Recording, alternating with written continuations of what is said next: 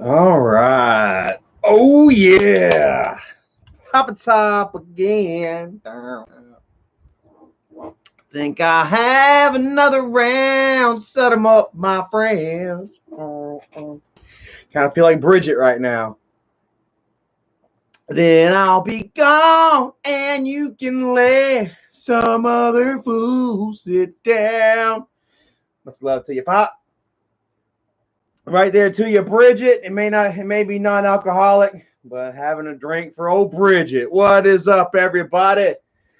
Charlotte checking in. Man, happy Friday to every single one of you guys. Hopefully y'all are having a great, wonderful, terrific, fantastic, stupendous, glorious, amazing Friday night, man. I know I am. I just had myself some wonderful, excellent, tasty pizza. Isaac's in the hospital because he's just toxic as fuck. His body's shutting down on himself right now. They're taking x-rays to figure out what exactly is wrong with this fucker. And I'm not the family drunk anymore. Woo! How about that shit, guys? Give me a motherfucking round of applause. Oh, a pat on the back, man. You know, I say that Charlie's been patting himself on the back so hard. He's gonna give himself. He can give himself the Heimlich maneuver. So they may be right. Ace Man, much love to your brother. Gina Satilli fam in the house. I seen Kevin was the first one to them comment. Thank you so much for guys for coming in and moderating for me, taking your time out. You're busy Friday nights. I'm sure y'all ain't got shit going on just like me. So thanks for coming out and hanging out and joining with me, man. Much love, man. I appreciate it a lot. Angry Jr. was number 2, man. We love you, Angry Jr. Erica says that it got me a ant bite to pop. Ant bite. I stepped in that fucking ant bed yesterday and I got little white pimples all over my fucking legs, man, from the bites. But anyway, Angry Grandpa, Angry Jr. Erica says that you got a Twitter. Drop your Twitter on here, man. Send me a follow or some shit like that, man, and I'll follow you back, bro. We got Darwin Galletley. Darwin Galletley in the house. Much love to you. Lil Money 255, Matt Duncan, Miguel Ruiz, fan 1234, Kyle Roy. What's up, Kyle Roy? I seen you wearing some grandpa shirts, man. Much love to you. You've been fan and follower of the family for a long time, man. Put a couple of dollars in Dad's pocket and shit, and a smile on his face always, and I appreciate you for it, man. Uncle Phil in the house. Is that a freaking giraffe? It looks like a giraffe. Uncle Giraffe Phil in the house. Lucy Weber fan. Chrissy, what's up, Chrissy? How are you doing tonight? Hopefully all is well with you. Yeah, much love to you, man. Ready to eat some peppers. I noticed that you've been posting some stuff about soldiers here lately. You know, I was kind of dancing around. I didn't want to mention it, but why not, man? Fuck it. I noticed you've been posting a lot of stuff about soldiers. What is that about? Do you have like somebody in your family that has came home or whatever from Iraq or not Iraq, Afghanistan, or has someone died, or are you just taking a stand, or what's up with that? Rebecca Spratling up here turning some wrenches, man. Much love to you. Thank you so much. I'm gonna add another moderator right here, Miss Morbid Angel. Much love to you and family. I know you guys. I trust y'all. And love you guys. Yeah, Junkyard Dog, Matthew Johnson, Cody James Rice, 802 Stewart fan, Italian Girl. Says, will you please help Charlie? Doug keeps saying your brother wears diapers. Is this true? I mean, as we get older, bro, you know, like shit happens. Literally, you know what I'm saying? Like, I'm not trying to make fun or poke fun at anybody out here that may be incontinent. Is that the proper word? I don't think that's the right word. I think if anybody that, you know, might poop their pants a little bit here and there, you know, I mean, it happens, you know. I can't say whether he does or not. I can't confirm that. I haven't seen any packs of diapers, you know, hidden away in shame or whatever, or perhaps smelled the aroma of baby powder when I was around him or whatever. I couldn't tell you, you know. And I say that because I actually had a boss man one time, guys. So this is sad. I guess he had some form of like cancer. You know, I don't know if it's prostate cancer, or if it was some kind of rectal cancer, some shit like that, you know. But anyways, you know, I guess he kind of lost a little control of his bowels and shit. And I was working at this store. I'll never forget it. It's closed down now, so I can call it. It was called Charleston Paint Store, or Charleston Paint Company. It was right downtown Charleston, South Carolina, bro. Right on King Street, dude. Fucking beautiful, dude. The store itself was old as shit, you know, but then we sold like the highest end paints in town, you know, and it was right there on the main strip, King Street, you know, a little on the side, kind of towards the like more ghetto side and shit, but King Street was, you know, it was prime real estate. Anyway, it had like, it was old school, man. If you ride down King Street and like these older, you know, areas downtown Charleston, you'll see all the buildings are just old as fuck, you know, and this was one of those old as fuck buildings. And it had this wraparound staircase that went up to the top to this bathroom, you know. And I didn't know at first, you know, but I walked up there, used the bathroom, and I always noticed this pack of diapers sitting up there, you know. And then we'll come to find out, man, it was the boss, man. You know, I walked up there one day and he was like in the middle of getting it on, going to pull his pants up, and like he saw me. I don't mean to laugh, man. Like he saw me. He was standing up in the bathroom, you know, with the door open, and he looked at me and I looked at him, you know, and he kind of started shuffling at his zipper and stuff. And I just turned around and walked back downstairs, and we never mentioned another word about it. Jerry, I love you, bro. I'm sorry. You know, I ain't gonna give you last name. I'm gonna go out you like that, you know. But yeah, you know, and then you can tell, you know, you can know after I realized that he was, you know, indeed packing down there, you know, you can tell like the unmistakable like bulge of a diaper, kind of, you know what I mean, underneath his pants, you know, where you know where the belt, where the belt comes up, you know, there's too much kind of like bulge underneath it, you know, and stuff. And one time, like he went to give me my check, they had to pay me cash, dude. Like they were going broke, dude. They fired us all eventually. Man, I was the last one left, man. They let go, bro. They were in company they were in business for like 90 something years, man. Look them up, Charleston Paint Company. They ended up going out of business while I was working for them. How about that shit? They were already fucked up anyway, but man, he squatted down in his safe. They had a safe in the fucking office, and he squatted down to open up this safe, dude, and just wafted up just this smell, unmistakable smell of diaper, you know, like diaper. It's not exactly that baby powder smell, but it's that fluff, you know. There's some kind of aloe or something that's in like that fluffing, that padding of that diaper or whatever. And dude, it just overwhelmed me, dude. And I was like, oh yeah, man, this guy kind of wears a diaper, you know. So not so sure if Michael wears a diaper or not. Long story, long answer to that, Italian girl. Daniel Begley in the house. Mini Corn Dog, what's up, Mini Corn Dog?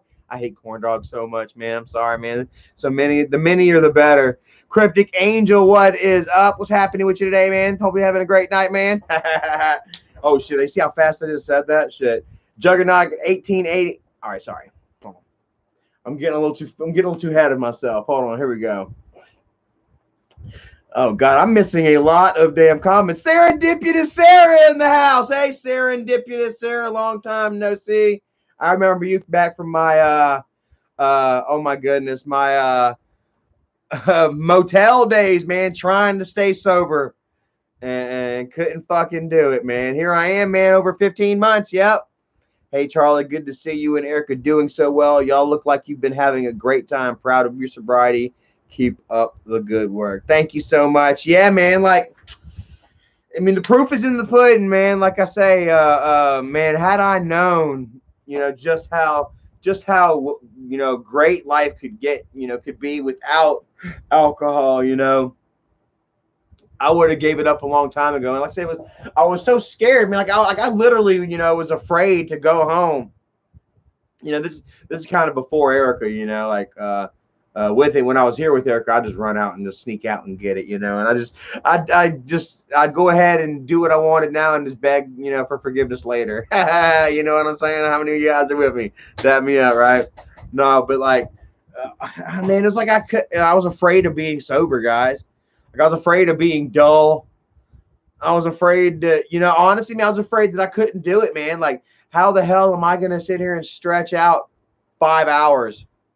I'm sitting there staring at the TV, you know, whatever, you know, just damn trying not to drink. You know what I mean? And I'd always succumb. You know, like I say, I'll never forget, man. Like the last time that I drank, guys, 15 months ago, bro. Oh, man, holy shit!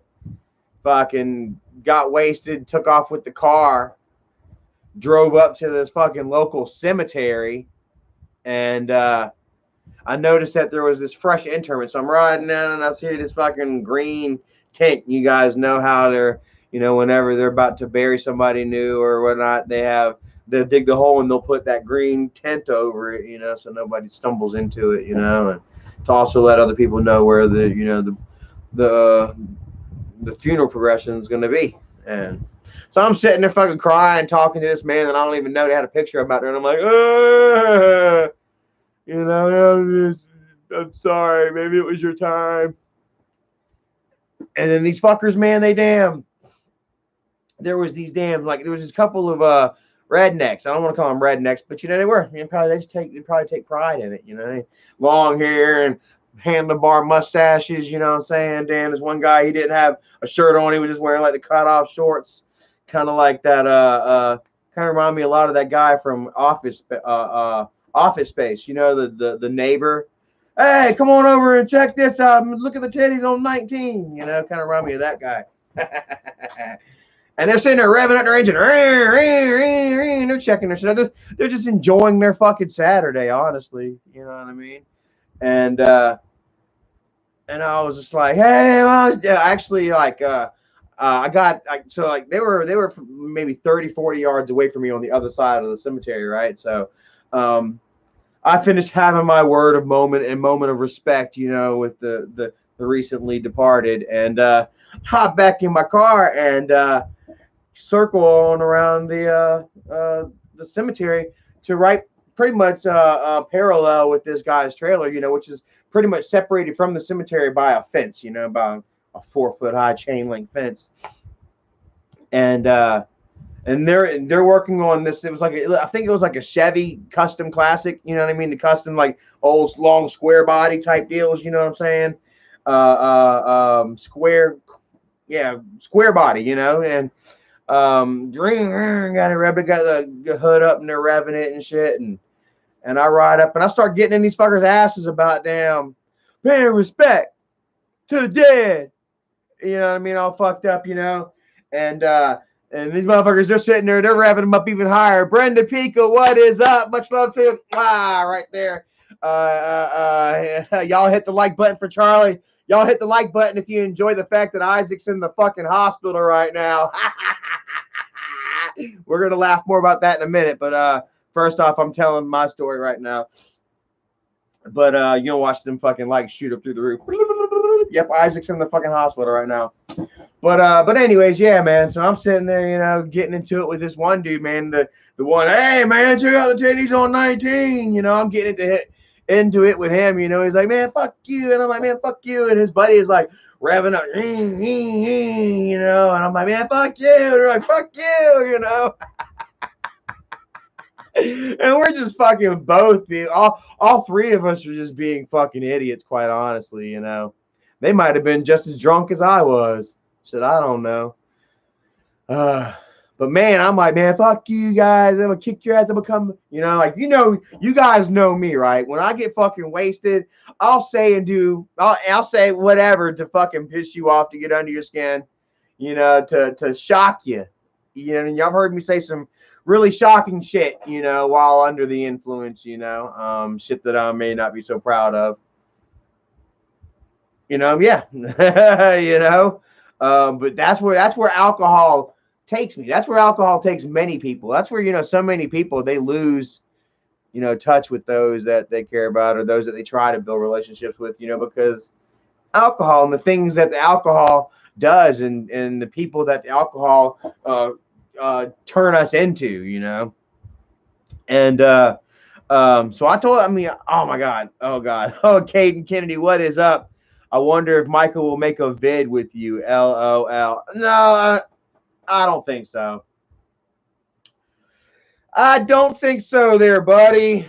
Me and Michael, we got, there's too there's too much shit to hash out. You know what I mean? I quite honestly, I think that Michael will probably have his, channel. There won't be nothing for me to come back to by the time that fucking me and Michael hash it out. He probably won't even fucking have a YouTube channel. So yeah. But thanks anyway, man. I love the fact that so many of you guys care and you guys are curious. Despite the fact that Michael tried his best. You know what I mean, to make you all think the absolute worst of me. Telling you all that I essayed both of my sisters. Gave my nephews drugs and alcohol. 2 nephews. Said that I beat my father. And we got the checklist, you know what I mean? But what stands true now today, is that you guys are all on my side right now, man. Like it's so fun. It's absolutely insane. Like I say, from 2017 till now, it's like I really had to earn that trust and respect back from you all. You guys didn't just give this shit to me. I swear to God, man, you all, and I thank you for it. You know what I'm saying? I honestly thank you for it. You didn't make it easy for me. It wasn't like I can just be like, okay, yeah, like, oh, I'm changed. And you guys were like, okay, cool.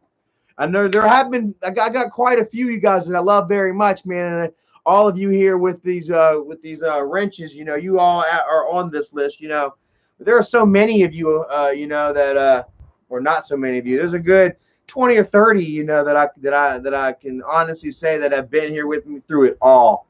You know what I mean? Every time that I've screwed up, you guys have been like, you know what, Charlie, it's okay. And even if it wasn't okay, really in my book and shit, what I'm saying, it was still okay.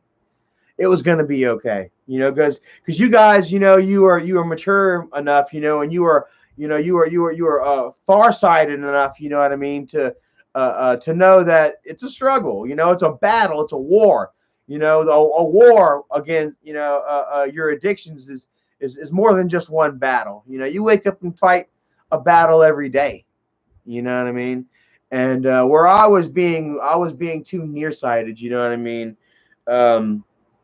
Looking for instant results and that instant love and gratification from somebody, or something, which would turn into the bottle, you guys were there for me to see me sitting here today. You saw that in me back then, and man, it really means a lot to me, man. Like Sharon and Mark Proctor, I love you guys. I was looking at those paintings today. You may not be in here watching, you might be out, doing something with the family, and I hope you are, you know what I mean? But I was looking at their paintings. They painted us 2 really nice ones, 3. There's that one right there too, that wolf painting right there, and yeah, they're very, very, level-headed, even-minded people, you know what I mean, who never turn their backs on me, you know what I mean? It's people that I'm proud to call my friends and family and followers, They're not going out here harassing and doxing people on a daily basis. They're not going online and calling people tramps and sluts and this, that, and a third, and joining the hate gang or whatever, like they're showing me love and support and affection, while going to work and raising families, children and grandchildren, you know what I mean? And being, loving, supporting members of not only their families, but their local communities as well, And I mean, these are the type of people that I, like I couldn't see myself hanging out with these people, like in public and stuff, because I just don't feel that damn grown and mature my damn self, but these are the type of people that, that love me and shit. And it means so absolutely much to me, and, but, for the most part, a lot of you guys were very skeptical, you know what I mean? Michael and Bridgette, had quite a hold, a very, mystical effect on, their followers and shit, like, and Grandpa did. So many people just looked up to Grandpa so highly, that they couldn't believe any of this shit that was coming out of Michael's mouths about me couldn't have been true, you know? And plus, you know, I was also getting drunk every fucking night, every other night, once a week, showing my ass, talking shit, at least once a week, you know? And then sometimes telling you that I wasn't drinking. No, I wasn't drunk. Lying to you. And then waking up and apologizing. You know, and always giving something, Michael and Bridgette and the haters and trolls, something to latch onto and laugh and talk shit about. You know, constantly being the damn, you know, the face of embarrassment. You know, it's like, you would think that I wouldn't want to give up that running gag, you know, back then.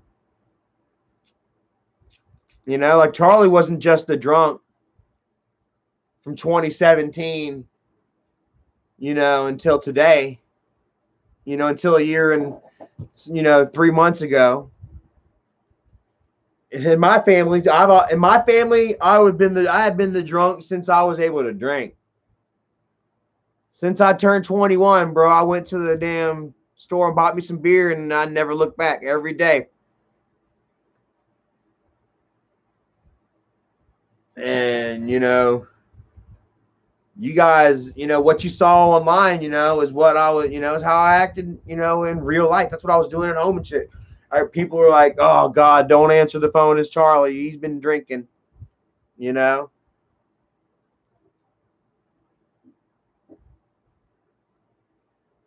Oh, dear God, Charlie's been drinking again. Don't answer. You know. Living up in Colombia all by my fucking self, bro. Hell yeah, getting drunk as fuck every night. You know, just like, it was crazy, man. And I'm happy, man, to not be that anymore. To not be that family drunk. Holy shit, man. It's like, I gotta be the soberest one in the family, man. Honestly. You know, how many times has Bridgette been drunk now in the last year and a half?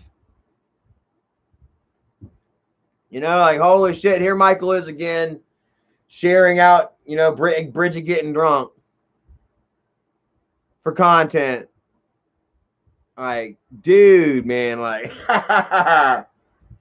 it makes me wonder, you know, how often she's drinking then. Like, if they're sitting there doing, like, let's just, like, they didn't just say, oh, let's just go get a 6-pack, a 12-pack, and record you getting wasted.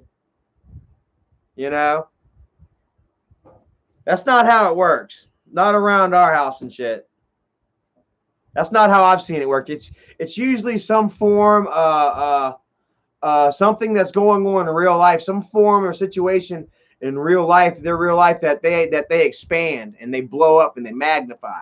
You know.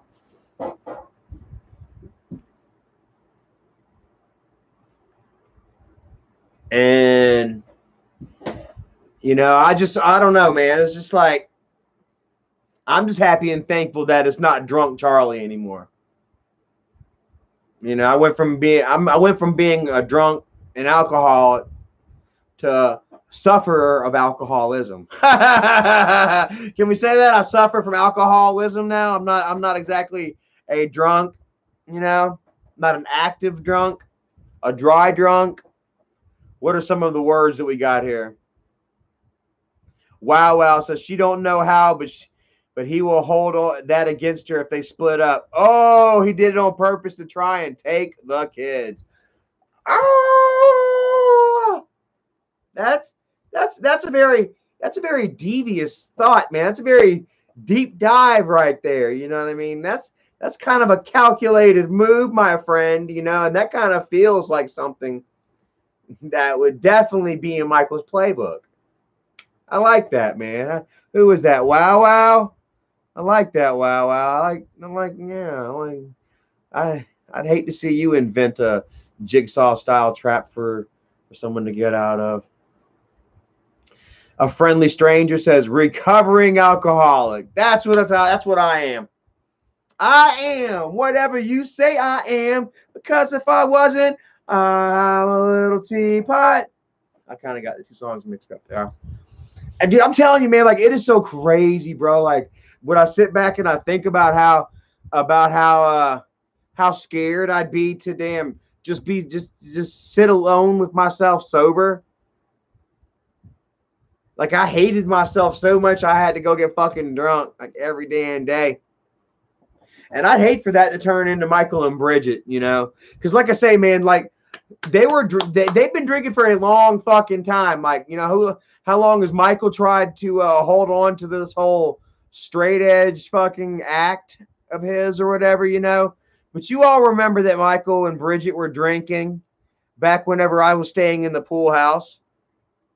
And I was trying to recover, you know, and actually I was getting closer and closer to that liquor store than ever. You know, once I left Dad's house, you know, the accountability was gone. Plus, I was within walking distance, and that was it. You know, I resisted for about a month, and then I fell. But oh shit, where was I at? Where the fuck was I at? I just kind of blew my own mind. Where was I at, guys? Fuck.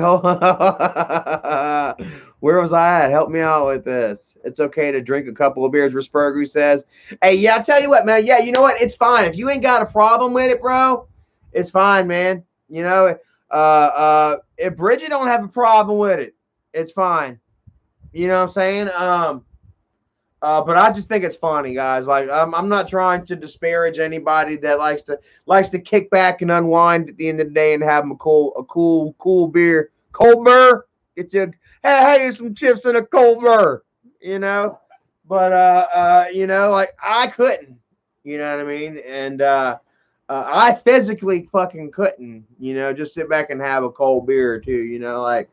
You know, it was like turning on a switch, like a faucet, you know, with the broken handle, man, that just kept coming. And, yeah, man, you know, and it was a struggle for me to quit, to give it up, you know. I mean, but I did, you know, and I feel like that is a win, a victory for me, you know, and I crow about it, you know. And I've also been beaten down and had it used against me for so long. I mean, how many of you guys can relate to that? You know, having your addictions and your faults, you know, held over your head and fucking used against you and used as a weapon to beat you down with, you know. And that was me.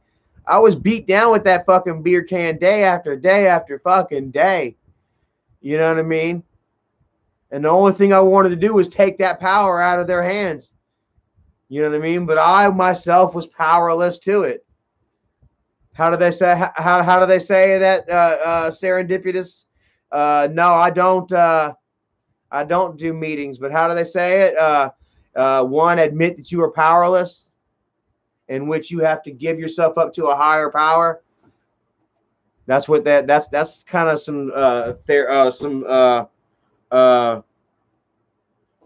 treatment talk, right? And yeah, man, quite honestly, like I say, man, like if you can kick back and chill and relax with it, man, more power to you, you know. But like I said, I was being beaten down with it and was having it used against me so damn much, you know. I mean, that it feels good to sit back here and be like, hey, man, I'm the most sober one in the fucking family. You know, I got my nephews fucking smoking crystal meth and PCP. You know, fucking Jennifer fucking doing the same, getting her house kicked in by the people that she parties with across the street. You know, fucking Michael and Bridgette over there getting drunk, apparently. The party still goes on over there. You know? Yeah. And I know it goes on over there because I've seen it. Like I say, who remembers Michael over there drinking and shit and then doing a video with it, and you all were like, Michael, please don't. Well, I don't mean to say it mockingly. You guys are like, Michael, please don't, you know, bring alcohol into your own house. But I get it though. Thank you so much for loving me. You guys are like, Michael, Charlie is a recovering alcoholic. He doesn't need to be around that. Like so many of his own people were saying that, that Michael came to me and told me that I needed to go on Twitter and tell everyone to shut up, that I needed to fix this. You need to fix your fans, Charlie. Like he almost made it sound like I was like, it was almost like a preempted strike against him. Wolfpack attacking kid behind a camera. At which point I had to come forward on Twitter and say, hey, Michael's a grown man. I'm a grown man. I have to be held. I have to hold my sobriety. I need to hold my own self accountable for my own sobriety. And that is the absolute truth. That's the honest to God truth. And I did. I never snuck into Michael's house and grabbed a beer. You know what I mean? I walked my happy ass to the store and got it. Damn, man. I can laugh about it now, man. It wasn't so funny back then. Holy shit. Miss Stacy Walker, what is up? Says, I think that's when he realized we liked you way more than him. LOL. And I also like what you said the other day to Stephanie on Facebook about how Michael felt threatened, by my presence, and by my rise, like it was quite something to see, man. Like quite honestly, once I started a YouTube channel and I started, being, active on it, like the subscribers just went through the roof, man. I was 100,000 subscribers in freaking 6 months. If 6 months once I was actively on a roll, and it wasn't even stopping. It went from 100 to 125 like in like a week. Like hitting 100 only made me more popular. It was quite an experience. And yeah, I do believe that Michael saw that and maybe felt a little threatened, bro. Quite frankly, saw where I could possibly outgrow him. And he didn't like that. It was sort of like he sort of had that Triple H kind of mindset. Triple H, he likes to keep that, but like the really good talent, keeps them down, under thumb, while, he handpicks those that he wants to rise because he knows that they can't outdo him, and I kind of, it makes a lot of sense, Stacy, man. Thank you for pointing that out. Like so many of you others might see it that way too. Some people might say, no, I don't see that, Charlie, but some might, and then and it's quite telling, because that time that I gave Jacob drugs and alcohol, which was really the weekend that Kimberly came down, and it was Jacob's birthday. Yeah, who remembers Jacob's birthday? And I did a video saying how to avoid angry grandpa. Like dad, like I say, whenever family kind of comes together, there's always got to be one person that's on the outs, and it's the way it seemed anyway, and I was that person, me and dad just weren't getting along. There was shit below the surface, unspoken tensions between me and dad, and yeah, it just kind of culminated as Kimberly came down with the kids and shit, they were just like, stay away, Charlie, so I stayed away, kind of a friendly stranger. Thank you so much for that. I appreciate that. And that was the weekend that I went out and got drunk and got wasted, fell asleep, and Jacob got into my booze, got into the alcohol that I shouldn't have brought in the house. So, I mean, it's still my fault that he got drunk, or that he had some booze on him, in his breath and shit, that he drank it. But then, that's when I was called outside. They found out that, Jacob was acting weird, probably acting crazy, probably acting drunk. Oh, I got some alcohol. He knows what it is. He lived with fucking Tina for how long? You know what I'm saying? And Albert, probably fucking, opened up the textbook. Okay, this is what this is. Probably had a fucking sample of each. This is crack. It's my favorite, But, nonetheless, regardless, Jacob already knew what the fuck, it was. Hell, look at them now. They're all, like I said, they're all smoking meth and PCP over there right now. Just last year, Johnny overdosed on PCP. I've never even fucking seen a PCP. I wouldn't know what a PCP looked like. A PCP, you know, is it a rock? Is it a pill? It's probably powder. You know? And this is what's going on all over there. Like I saw, oh, bro, every fucking time that they would come forward and say, oh, Charlie did this. Oh, so anyway, let me get, hold on a second. So they found out that Jacob, you know, got into beer, and Jacob was like, Charlie gave it to me. Charlie, you know? So then they wake me up out of a dead ass drunk sleep and bring me outside, you know, confront me around the campfire. Michael's sitting there. Hold on. Michael's sitting there. Got his stomach all out, man. Got his arm up, and he's got an aggressive fucking man spread. His legs are spread so fucking far out that his fucking damn denim, his jorts look like a fucking skydiver's kite. I mean, that motherfucker was taut. He could have fucking played a banjo beat on his fucking crotch. I swear to God, bro. And little did I know, Michael had a fucking phone in his damn pocket, recording all of it, recording their confrontation with me. And then Michael would sit on that. He was literally sitting on that. He literally had his fat ass fucking sitting on that phone while it was recording me. No, it was probably in his front pocket on his thigh, because if it was his fat ass was sitting on it, we wouldn't have heard a fucking thing. I gotta say. Of course, then I don't know. Like I say, man, the pants were, his man spread was so crazy.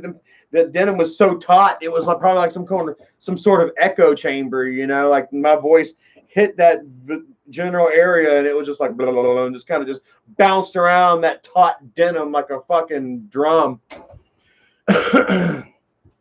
And yeah, I don't know. Yeah, but anyways, like I say, he used that shit. He held on to it. He was just waiting for the perfect opportunity. You know? So I really do believe. Just like, you know, he's got pictures of Paul Heyman. Apparently him and Paul Heyman, he met Paul Heyman and CM Punk, and I think some girl named Ashley or something from like the Tough Enough or whatever. He had dinner with them supposedly at like Hall's Chop House, the only place in fucking Charleston that he knows. And apparently Paul was trying to get fresh with Ashley or whatever and sent her a dick pic. But unfortunately for Paul, he accidentally sent that dick pic to Michael. Or maybe he did it on purpose. Hey, Michael, send this to Ashley for me. You know, Michael 24/7, bitch boy. Send my dick pic to Ashley. But Michael kept the picture and said that he was going to use that shit against Paul if Paul ever fucked him over. Now, that doesn't seem to have worked out. That doesn't seem to be the case because, you know, YouTube worked out well for Michael. You know, Dad's YouTube channel, you know, worked out extremely well for Michael. You know, so he didn't have to confront Paul about the dick pics. But he's got dick pics of Paul Heyman in his phone. Miss Gina Sautilli fam says, I've always been by your side and will always will. Thank you. Or it says love. Thank you so much. I know you have. Like I say, I remember oh man, I gotta get that. I remember the motel days. Sorry about that. I remember the motel days. You were right there, and yeah, those are some low points for me. That was a real low point for me, you know, when I was at that hotel. I came all the way back down from Maine to Columbia, you know, because my ex was like, yeah, you can see your daughter. You can see Skylar now, you know. So I moved all the way back down to Charleston or Columbia from fucking Maine. You know, only for fucking my kid's mom to fucking start distancing again. And well, I don't know. Because she honestly didn't believe that I would move back you know, to be there for my kid, you know. Of course, then right after that, Michael would dox my baby mama's information. Michael and Isaac would dox my baby mama's information all over Twitter and Facebook, and then she would start getting fucking weird, creepy ass messages from fuckers like Ishmael and fucking Flacco. Could you imagine old fucking Flacco fucking contacting my baby's mama? Hey, Miss Beautiful, you got the most beautiful daughter in the world, and guess mom's gonna send her a check once a month. You know, can you imagine that shit, yo? And my baby's mama is so fucking protective. She's like, I don't think so. Vanished.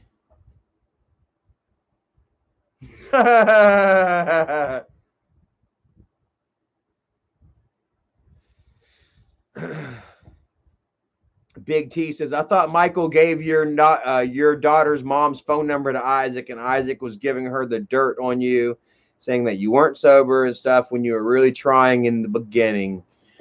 No, that's not apparently what happened. No, like Michael, they weren't contacting Michael didn't actually, yeah, like I say, Michael didn't even talk to my baby's mama until after him and Isaac doxed her information, because my baby's mama sent me the messages between her and Michael.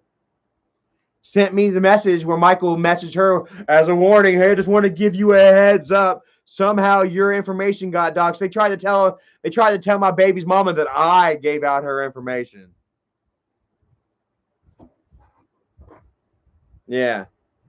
They were like, somehow but Michael's like, somehow your information got out there, and you might get some messages from some people.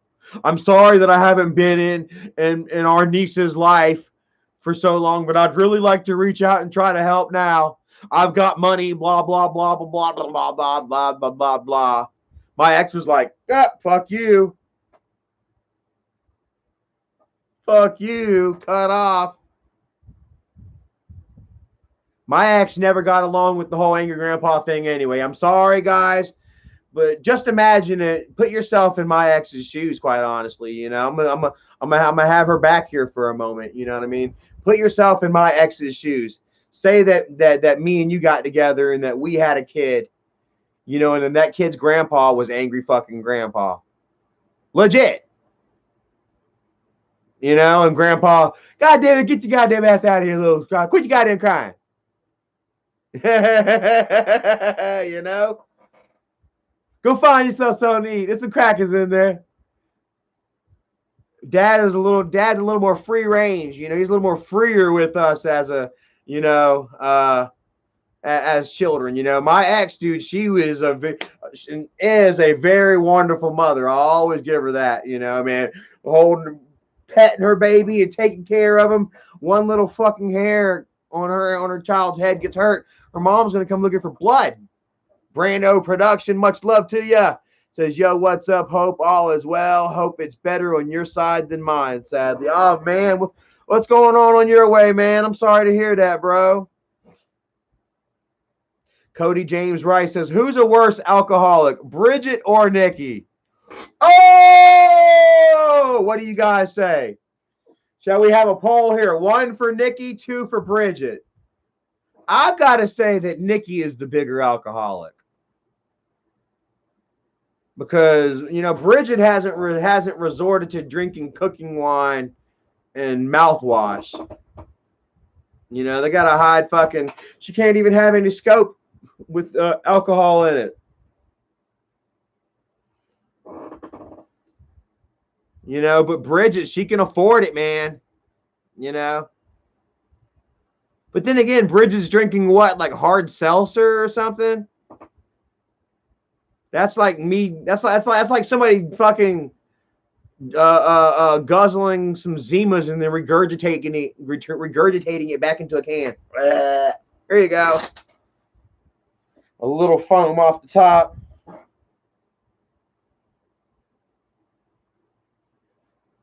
War Daddy says mouthwash will tear your stomach up. What the fuck? Hey, let me tell you what, man. I've drank it. I swear to God, man, a couple of times I got drunk. I did get a good buzz off of fucking mouthwash, bro. I was like, oh, 12%, huh? I ain't gonna lie, I did it, bro. I did it close to the end of my struggle because I figured that Erica, she would just smell mouthwash because she was so good at smelling the alcohol, you know, that even when I damn tried to rinse my mouth out and brush my teeth and chew bubble gum and shit, she'd still smell it. So I tried fucking mouthwash, bro. I swear to God. And it's harsh. It's harsh. Tan Man, what is up, brother? Here B Rabbit says drinking mouthwash makes me cringe to think about. I'm telling you, man. And sometimes like it's so strong and shit, and it's that cold and it's strong, and you got to mix it with water. Maybe sometimes you can get you a man. I give me a. I say sometimes. I only did it a couple times. I have my Listerine and my glass of water.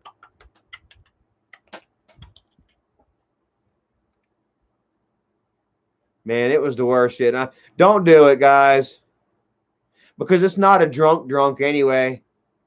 You know, it's a different kind of buzz. It really is. It's horrible.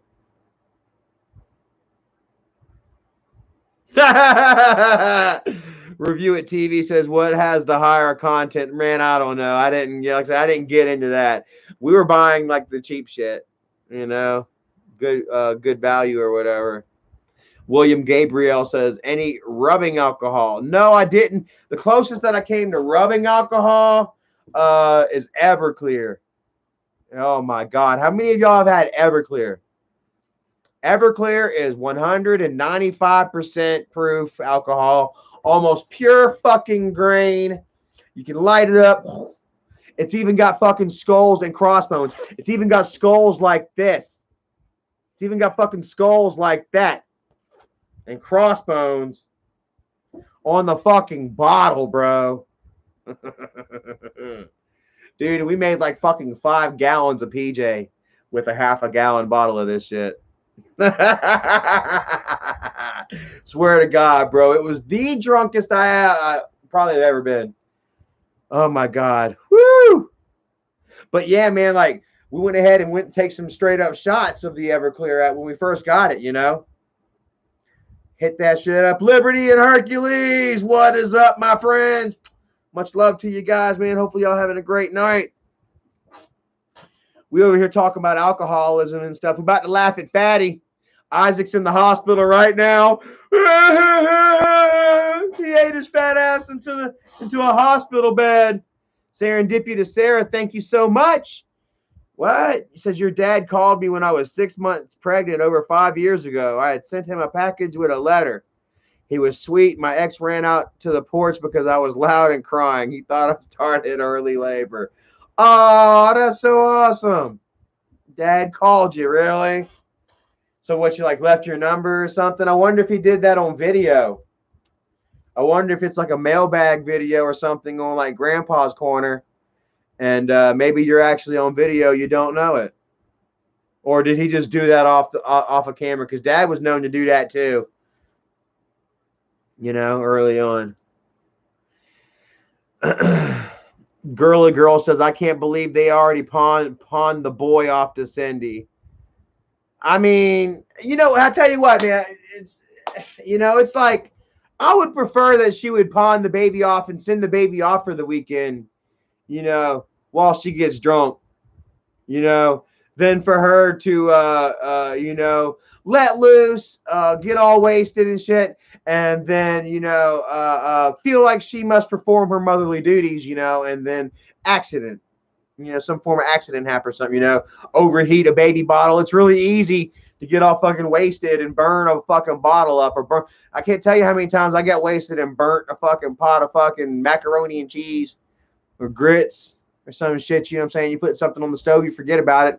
Next thing you know, you're feeding your baby a bottle that you had in the hot water for fucking 3 times as long as it should have been, you know. maybe we can perhaps be thankful, you know what I mean, that Cindy actually has the kid while Bridget's in this altered state, you know. You don't want that shit. Serendipitous Sarah says she's not sure. I'm not sure. He was just really sweet. As a joke, in the package, I sent him a recipe book, an Elvis recipe book. He said he'd use it as kindling. Oh, and I bet it's not. I bet it's not. I bet it's not neither. You know, I bet it's probably somewhere in the house, or maybe it's done been given away or torn up by the boys or something. But you know, he had that shed full of shit. You know, so yeah, that's so cool. I don't know if I remember that book. Actually, seeing it, I'm trying to think of it now. RIP AGP says, Charlie, it's not personal. Michael's best friends are fatties. You got to weigh at least 1,850 pounds to join him. Well, that seems to be about what Isaac weighs. Where's my phone at? Let's take a look right here. Let's see if we've popped a blood vessel in Fatty's heart yet. No, not yet. He got some x-rays done.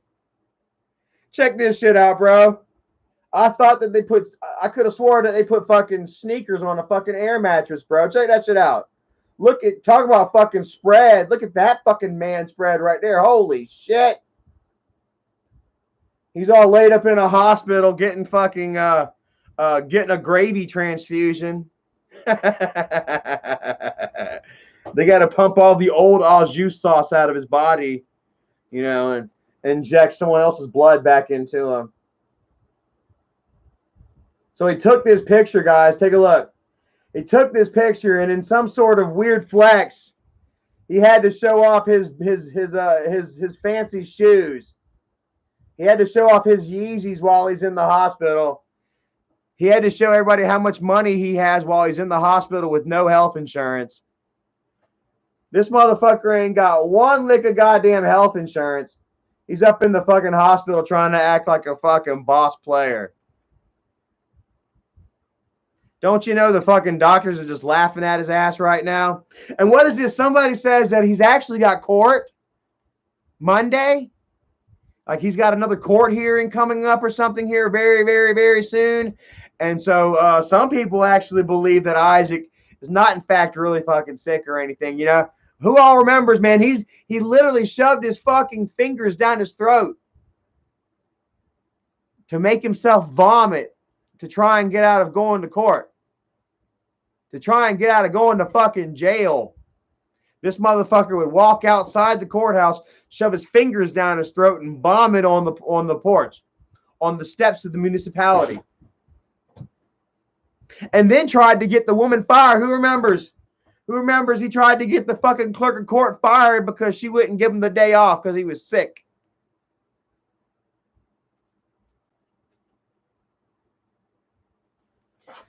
So I've got some friends on Twitter, man, that really don't believe that that Fatty is sick at all. He's just laying the tracks. He's laying the groundworks for Monday. That way, Monday or Tuesday or whenever the fuck, he's probably got multiple court cases, you know, coming up. Yeah, you know, he's laying the groundwork in which to, you know, have some form of out, I guess, as it were, you know. And if not that, then to at least garner sympathy, if anything. Kimmy K right here. Ha ha! Kimmy K is fucking crazy as hell, bro. She's lit with Jennifer right now. Jennifer blocked Kimmy K. Hit a 1 if Jennifer has blocked you all because she's seen that you are friends with me. Jennifer or Kimberly or Michael, they can't control the fucking narrative. So if you're not with them, then they're blocking you. Kimmy K got blocked and she took some offense to it. She's giving them hell too, and you don't want Kimmy K on your bad side. And she asked too, she's like, "What? Why would Fatty post share that post unless he's looking for sympathy points? It's no surprise he's in there. Look at the size of him. I'm sure he has a lot of health issues." Guys, let me tell you what, man. Like, It's got to be super hard, man. Here I am, man. I'm almost 39.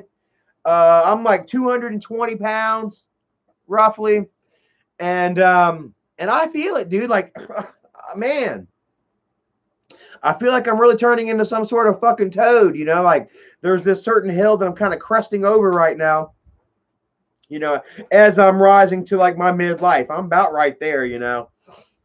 And but physically I'm kind of more on the downside, you know, and I can only imagine how the fuck Michael and Isaac wake up feeling every single fucking day.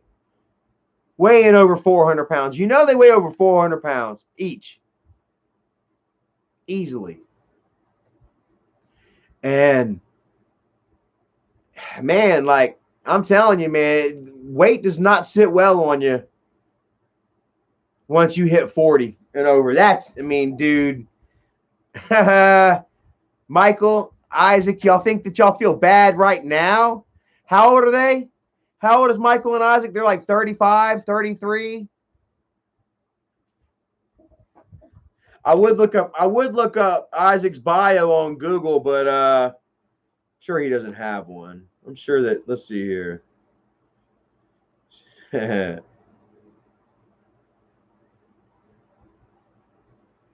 Okay, they went ahead and put him on the Angry Grandpa Wiki.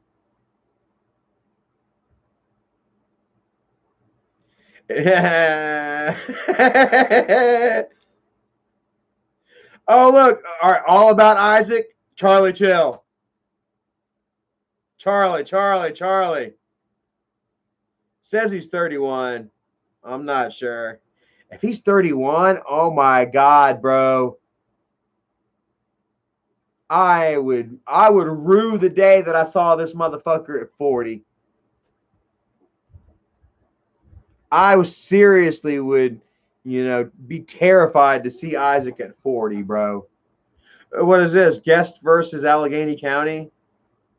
Oh, this is whenever Isaac is suing because I think they gave DSS gave the children the wrong milk, and they determined that it was Isaac's fault that the baby was given the wrong milk because it was Isaac's actions that caused the children to be put in custody in the first place. So that's how that went. Let's see what else. Petition to remove Isaac Guest from YouTube. Isaac Guest Reverb Nation. Where's his songs? Where's his stuff? I see one video. I see one song. Oh, here we go. Where's the views? 190 views, 216 views. He's taking down all of his music because nobody's fucking watching, nobody's listening to the shit. Man, dude, that is so wonderful, bro. I'm sorry, dude, if I seem like a mean ass or of some sorts, you know, because I'm sitting here laughing, you know, at Isaac while he's laid up in the hospital, you know, but like I don't give a fuck. Fuck Isaac. You know, like I swear, let's all get together and pray, man. Say a little prayer, man. Send a little negative energy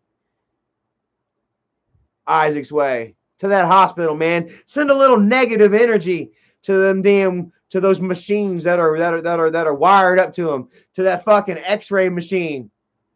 Let's pray, man, that there's some kind of little black spot in his fucking lung or some shit. I swear to God, I don't give a fuck. Because, you know, quite honestly, I fucking hate Isaac.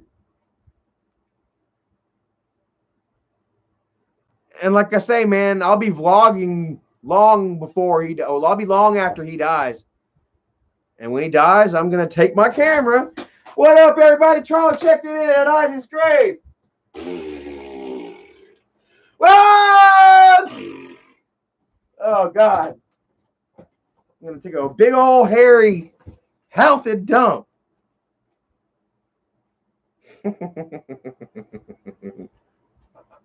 You know what I mean? Straight up, bro. And I'm not even gonna bring toilet paper. I'm gonna use the edge of his headstone. Like, this is gonna be his headstone. I'm gonna use his headstone to wipe my ass with. Straight up. And that will be for all of y'all that he done shit on.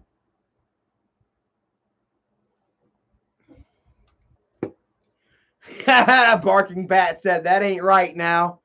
He ain't right. Isaac ain't right. You act like we talking about somebody that's worth a damn. You act like we talking about somebody that I fucking respect. You act like we talking about somebody that deserves respect. And to be quite frank with you, we ain't so sure that he's even gonna fucking have a burial plot. With how broken shit he is, man, I wouldn't be surprised if they stuck him somewhere out in Potter's Field. No headstone. Maybe a little hole in the ground you can shove a fucking some flowers into. Bet Isaac's broke ass ain't got no fucking insurance of any sort. Health, life, car insurance. Motherfucker ain't even got car insurance.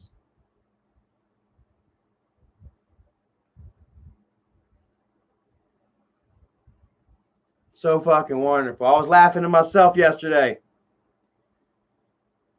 He loves to. He's been living very vicariously through his children here lately.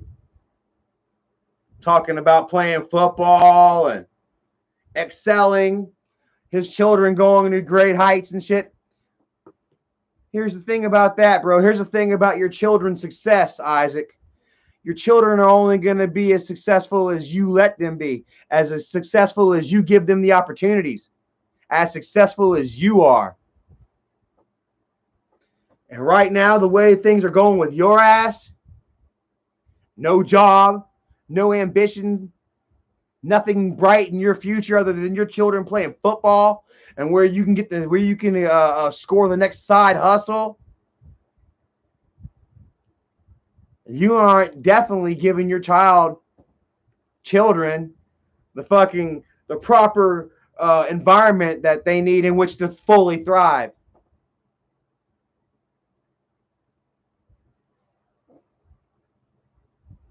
You got your kids kicking rocks in a shit ghetto while you fucking try to play internet tough man. Kids can definitely still break free of those mechanics, can break that cycle. But if they do it, they're going to do it without the help of you.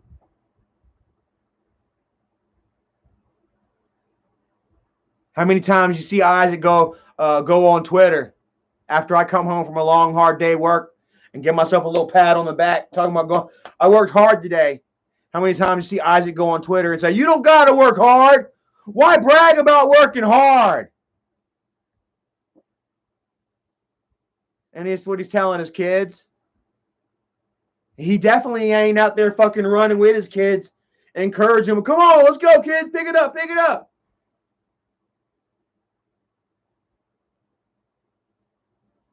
His kids are showing him how to fucking live. That's why, I can definitely see why he's so transfixed and living so strongly through his children right now, because they're displaying a certain level of tenacity and strength and character that Isaac himself doesn't contain. He's watching his kids like, holy shit, who taught them that? Proud of you, kid. Holy shit, these kids are making me look good, making me look like I raised them well. Despite the fact that fucking him and his wife have had the police at their houses fucking numerous times. Well, one time it was 22 times in 1 year?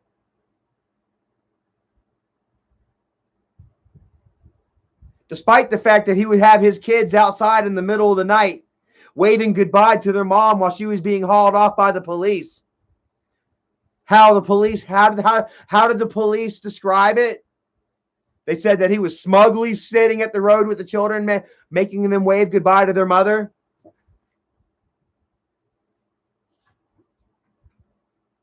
Yet here they are out there in the community at school. Oh, and then check this out. This is classic. What Isaac didn't get along with the kid's teacher. Go fucking figure. Oh yeah, here it is.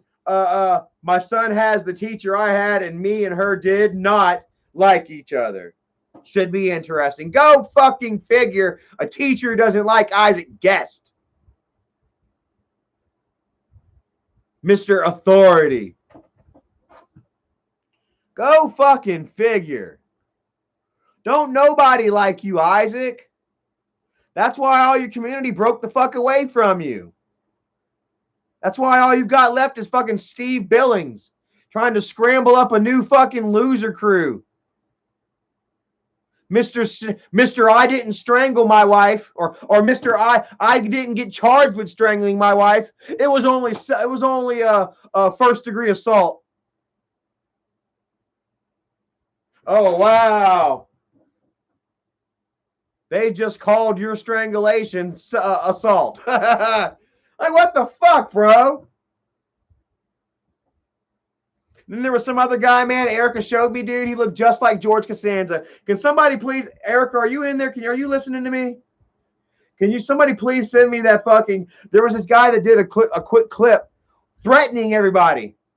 We're going to come after you, and you know what we do.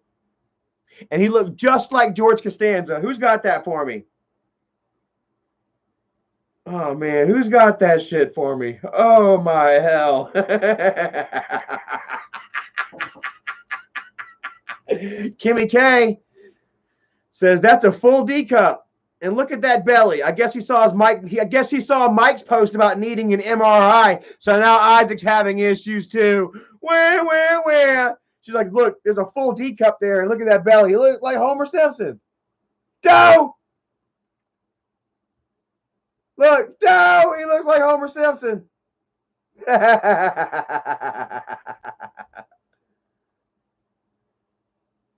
Man, that's a Magnum cup right there. Man, he got to get his shirts made from Omar the Tent Maker. Swear to fuck up. Straight up. Fucking Omar the Tent Maker. Oh, man, it is so nice. And then we're talking about Steve here. We're talking about the one whom had his girlfriend taken by Isaac. Steve got straight up cuckolded by Isaac. And he's still going to try and revamp Guest Mob Rebooted. How many likes did that get? Hold on a second. This was pathetic too. He retweeted Strangler's tweet about reemerging. The resurgence is coming. September 4th. Motherfucker ain't got but 70 likes. Motherfucker couldn't even get 100 likes on Guest Mob returning. Guaranteed fucking half of those fucking likes are from multiple accounts.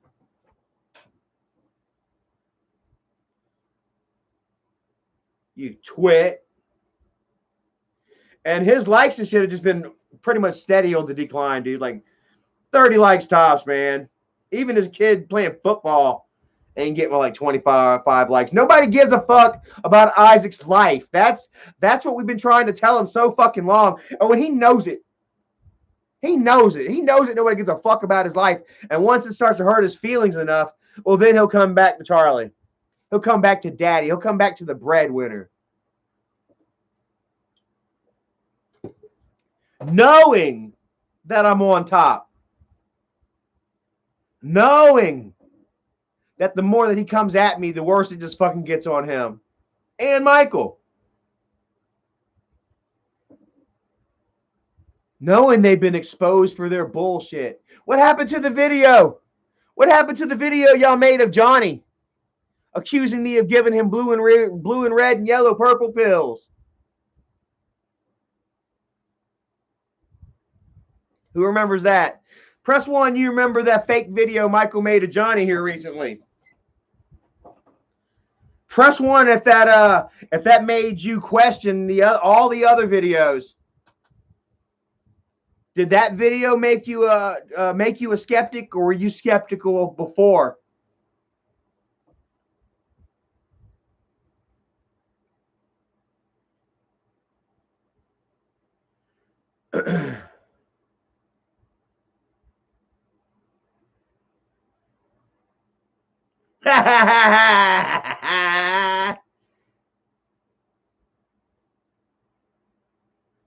Charlie said send Isaac bad vibes. Everybody send Isaac bad fucking vibes his way.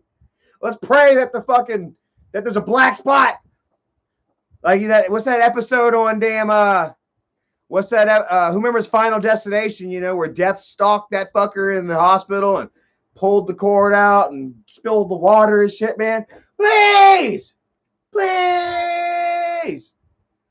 What do they call that? Manifest destiny, where you build yourself a vision board and you wish on it and you see it and you will it into existence.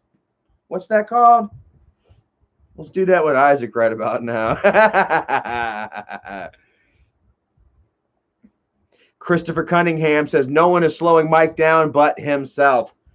And that's true. And I've said that since day one, just like me. Nobody took me down but myself. In the end, when I came forward and I did that, I went live when I was threatening Michael. That was all me. I'm still paying the price on that, The only one going to take Isaac down is Isaac. The only one going to take Michael down is Michael. Isaac got exposed for scamming his own people here recently. Who was that girl? Katie, some homeless girl that was part of Guest Mob. That Isaac was going around secretly to all of his members, trying to get them to give him money so that he can rent her a place. Meanwhile, he had zero intention of giving her a dime. He even admitted it himself, said that he had zero intention of giving it to her. And then so his own fucking Guest Mob turned against him. He didn't think it was going to happen, but they kicked him right in his ass. And they went to Vegas. Had a good time without him. And now he's gonna hey, Robin, there she is. Robin's in the house. What's up, Robin? Poor girl down on her luck. Bouncing around from couch to couch, friend to friend, kind heart to kind heart. Kind of sounds like my backstory. Looking for a sense of camaraderie. Thought she found it in Guest Mob,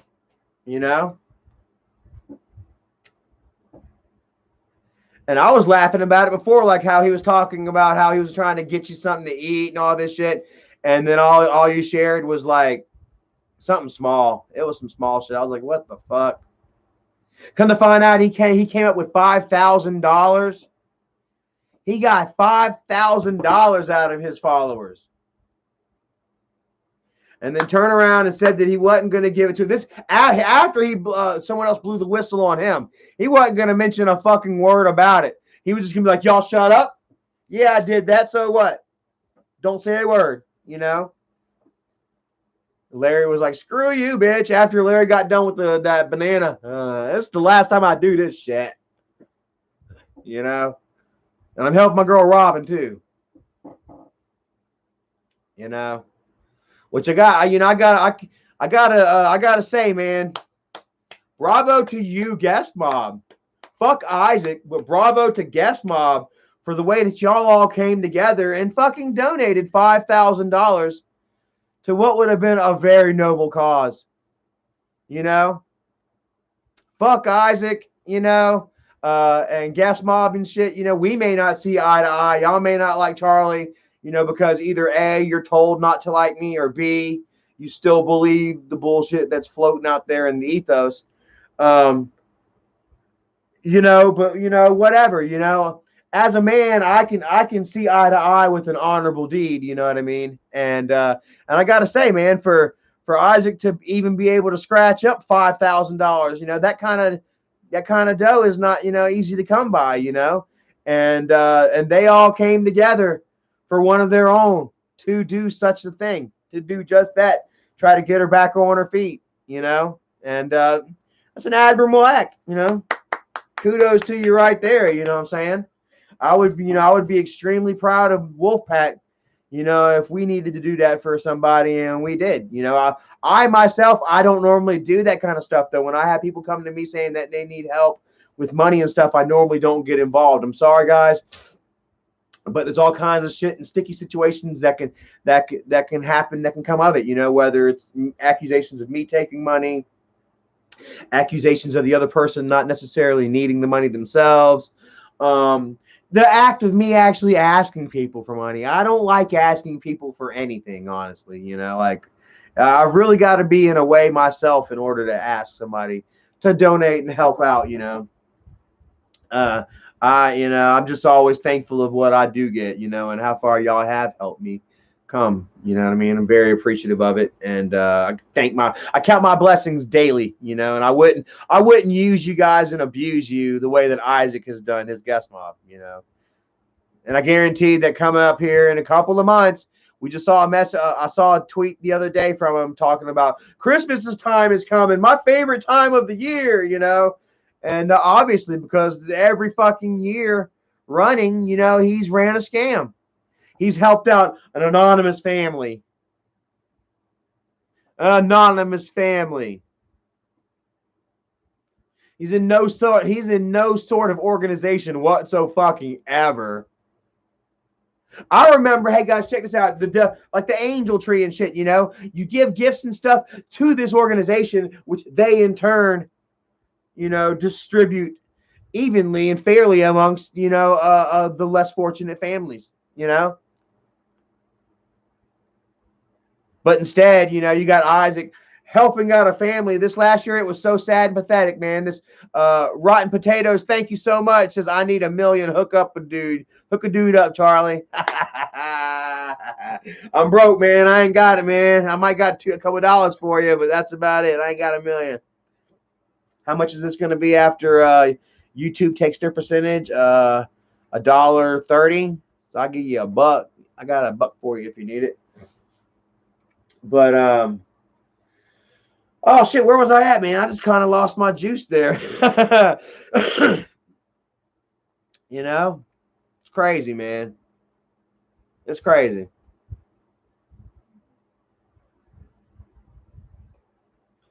Barking Bat says, speak that gold change. What's that gold change? What was I talking about? I don't forget what I was talking about again. My head just got blown real quick. Tyler Mitchell says, is Bridgette a drunk? I mean, like, I don't know. Like I say, bro, I'm going to say yeah. Like, how many videos now have we seen Michael post? Hold on a second. Let me go here. Let's go to YouTube, and let's just see how many videos Michael made about drunk Bridgette. Hold on. I'm just gonna go to YouTube, and I'm gonna type in drunk Bridgette. 1, 2, 3, 4, 5, 6, 7, 8.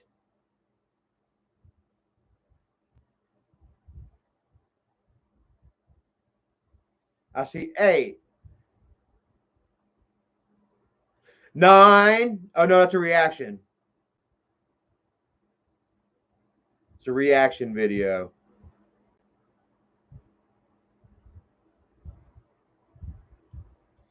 So 8 drunk Bridgette videos. Let's see here. Drunk Charlie. All right, we'll even go one further. Drunk Charlie chill. 1, 2.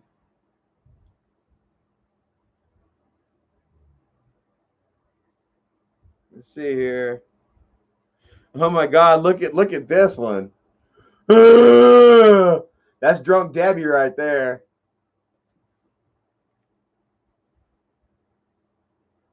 Three drunk Charlie Chill videos.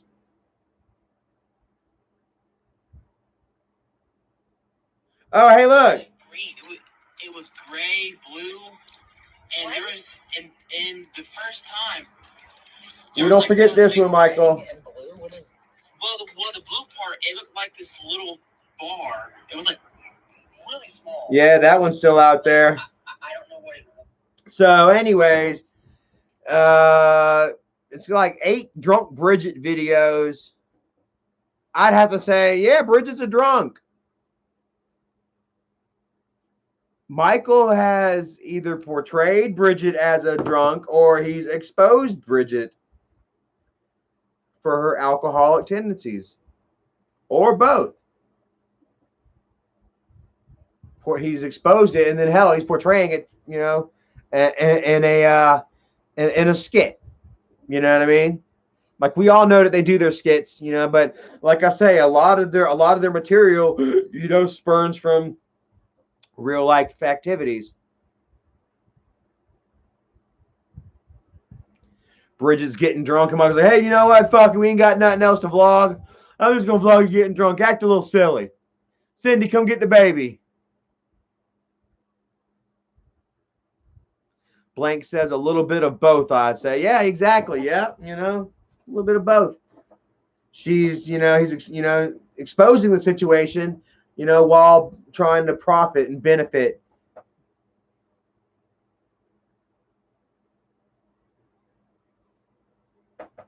Chris Topher says Bridgette got drunk and cheated. Well, like, let me reiterate, guys, that, I mean, Bridgette doesn't have to cheat because her and Michael share. They'll get a call girl together.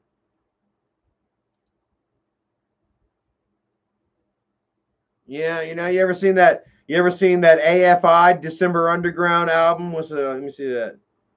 With the 3 bunnies that are all running around in circles.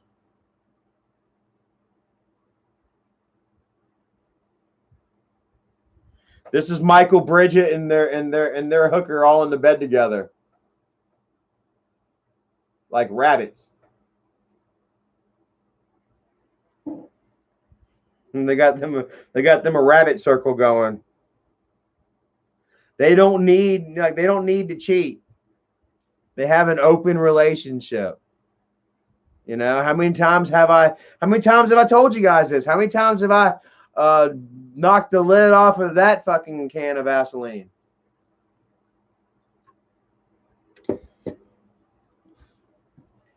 Donkey 72 says, does he let her sleep with other guys? That I don't know about. I haven't heard anything about other guys getting into the mix. I was under the opinion, you know, that Bridgette was just really into chicks herself, kind of, you know, had a thing for the beautiful women. I mean, you know, it is what it is. You know, these very beautiful women that they could afford, you know, these kept women, you know, that were half not even real, you know. I mean, you could smell the cheap plastic. Well, not cheap, because these weren't cheap whores. But yeah, they obviously had work done. Like I said, I was so fucking gullible. I was so oblivious back then that I thought these motherfuckers were damn grandpa fans. I swear to God, bro. Michael would share me. Hi, I'm Destiny. I'm Chastity. You know, and his hair all blonde, beautiful platinum blonde hair. You know, she's like this fucking thin. You know, a bleached out fucking teeth that's cracking the damn lens. They're so bright. And I'm like, hey, these are grandpa fans, huh? Michael's like, oh, yeah. And I'm like, you're banging him? He's like, yeah. I swear to God, though, you know, like they would have messages, you know, hey, hi, I'm Chastity. And, you know, and if Michael likes the way they look and shit, they'll send him a little message, and then the girls send, hi, Michael and Bridgette, I can't wait to come see you and let your girlfriend sit on my face. We got rules, you know, probably go through the rules and all that shit. You know, and you gotta imagine that these girls, man, they look top shelf, but they don't call a thing. You know what I mean? They don't. You know what I mean? They're obviously not getting banged by an Adonis. George Clooney's. They got fuckers like Michael calling them up and paying them. Paul Heyman. Paul Heyman's rich and famous. You know what I'm saying? But I mean, he looks like a fucking troll, dude. I mean, who wants? I like. I'm sure. I'd like to be his friend. But I wouldn't want to fuck him. How many chicks would really say that they would fuck Paul Heyman? How many chicks in here?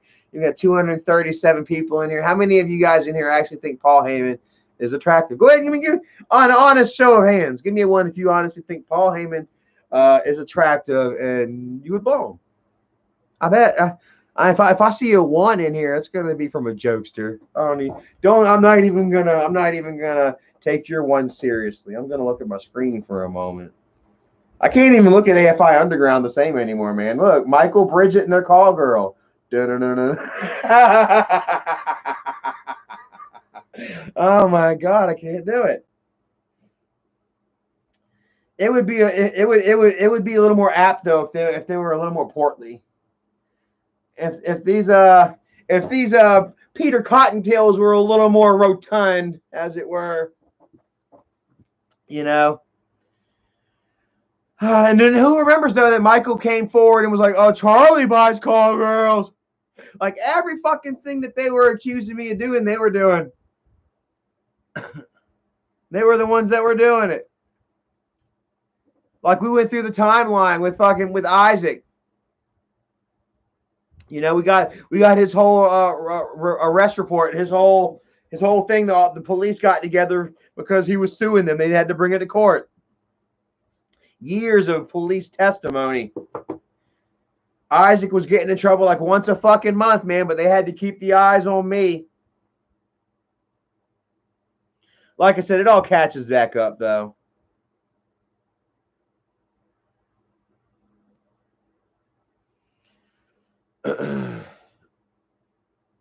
Yeah, so like I say, man, I'm happy and thankful. I'm not the family drunk anymore. Oh my God. Oh man, it feels good. Bridgette. I passed the crown. They call me Jack Daniels. I'm passing the crown on over the bridge. And I mean, it's not me. I'm not the one that that has crowned her the alcoholic, the drunk. I hand the crown over. I pass it on over. You know what I'm saying? But I'm not the one that's made the accusations, that has dubbed her, that has done the videos. Like, that was so crazy. Like the other day I made a joke about, Bridgette, being the drunk of the family and how Michael is, still crying about, not being able to lose weight. Like he changed the name of the video like he always does. But at one point the name of his video was "I Can't Stop Eating." And I swear to God, man, it reminded me of Fat Bastard. He says, "I can't stop eating." Where's it at? Where's it at?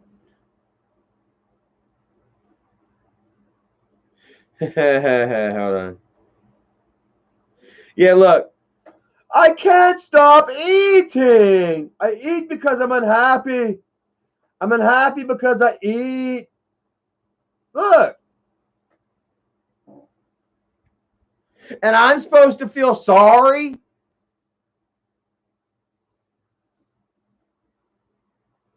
I swear to God, Michael went and got an MRI done. I bet they found out that he was 95% gummy bear. They looked at it like, what the fuck? I don't see any bones or anything. What in the absolute total shit? Sir, you are 98% gummy bear. And then Michael's like, and then bounces out the room. Let's do a vlog about that. He inflates himself. Gummy bears bouncing here and there and everywhere. They could go out as the gummy bears for Halloween. Speaking of Halloween, guys, I think we might have our costumes nailed down. Me and Erica want to go out perhaps as Forrest and Jenny. I'm going to be Forrest Gump. I don't really know any of the lines right now. But I'm going to be Forrest Gump and Erica's going to be Jenny. Should be fun. I think I'm going to have to trim up my beard. I'm a little fat. I'm a little fat for Forrest Gump, so maybe I'll be Forrest Plump. How about that? So I think that's going to be Barking Bat says that's a terrible idea. I don't know. I think I kind of like it. I'm not going to like it so much because I got to tuck my shirt in. And I got to dress like a fucking nerd, you know. But Erica, she gets to dress like a flower child hippie. Joe Wilfer says Forrest Plump. Yeah, I'll be Forrest Plump, bro. Thought about doing like the Forrest, because there's many different versions of, you know, Forrest Gump in the movie. You know, you've got you got him in his suit. You got him you know, in his blue plaid, which is the one that I'm thinking about recreating. You got him running Forrest, you know, with the beard, looking kind of like the Castaway.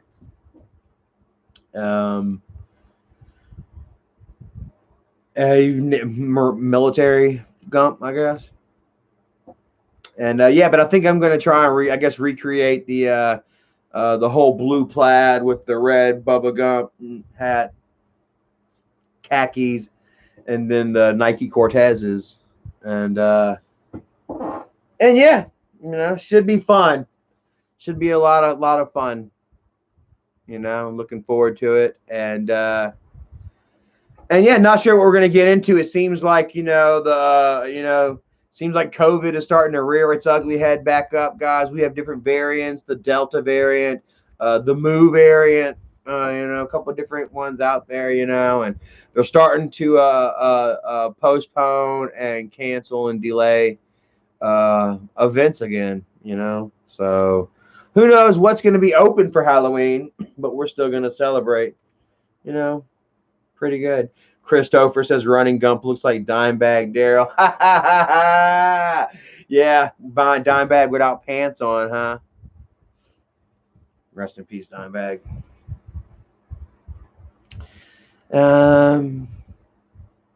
Yeah. Gina Satilli says, look at what Jen just said on Twitter. Has Jennifer got her Twitter unprivated again? Oh, she's got me blocked. All right, so let's go to private and take a look. Let's privately search Twitter.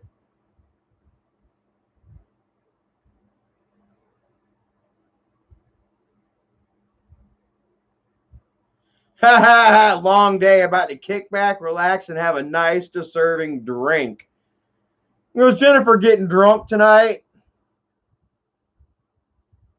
You know, which if Jennifer is taking her antipsychotic pills like properly, the way that she's supposed to be taking her antipsychotic pills and her antidepressant medication, if Jennifer was taking her medication properly, she wouldn't be allowed to drink, or she wouldn't be drinking, period, because the alcohol has a adverse effects on her medication. Causes her to act like a fucking mad woman. Yeah, Barking Bat says, Jenny drinking, God help us. I swear to God, is it a full moon tonight? Jennifer's going to fucking jail. She better hope it's not a fucking full moon tonight, because she's going to fucking jail. She's going to be a Barking Bat. Ha ha! Dawn of the Dead says, Jennifer is taking a break from the hard stuff to get drunk. Taking a break from the hard, you know. She can't fucking smoke PCP every night. Come on, you know. There's a reason that Jennifer's fucking 37 and ain't got a real tooth in her head. There's a reason for that. Rolling that bowl. How do they say it? 10 and 2, 10 and 2. Roll the bowl. 10 and 2, 10 and 2. Shows you how many times I've been in jail. I ain't never done it, but I've heard them talk about it.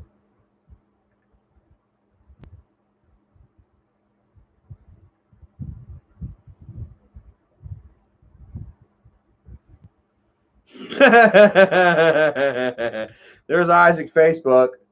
Everyone hit up Isaac on Facebook.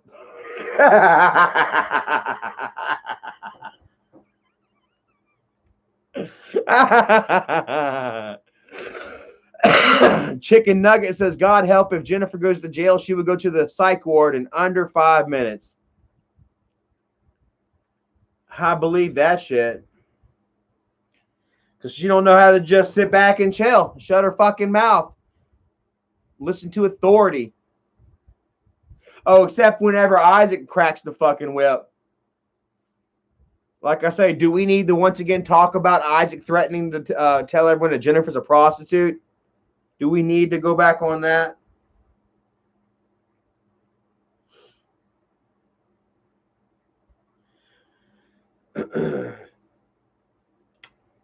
Don't take that medication. Don't drink that drink, Jennifer. You got fucking medication to take. You got boy. Oh my God. Jennifer definitely is not in a position to be drinking at all. Her kids are way out of control.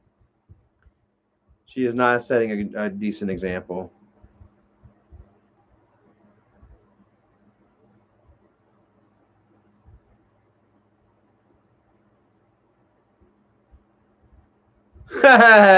Isaac says he's back home and he's watching SmackDown. And look at the picture he shares.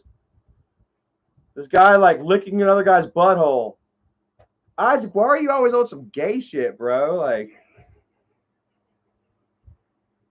I'm sorry, bro. Now we know why Isaac has pictures of my cock in his phone. Now we know why Isaac wants pictures of Albert. Do I have any ex-guest mob members in here that are willing to come forward and admit and maybe even show some screenshots of Isaac talking about how they need to get pictures of Albert's dick? Get me pictures of Albert's dick, I command thee. So say the Superfly Sultan of Pennsylvania. It shall be done. Dynamite.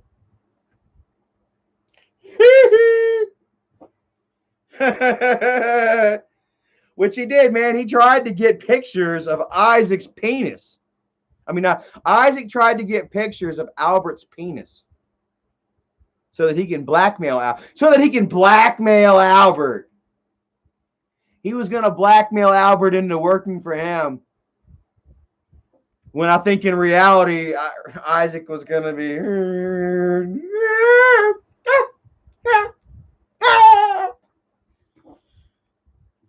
rubbing one out hard. Like I say, I'll never fucking forget it whenever he shared pictures of me having sex on Easter Sunday. Right before and after, he shared pictures of his kids. Here's Charlie busting a nut. Here's my kids. Here's Charlie really liking it. Oh my God, bro.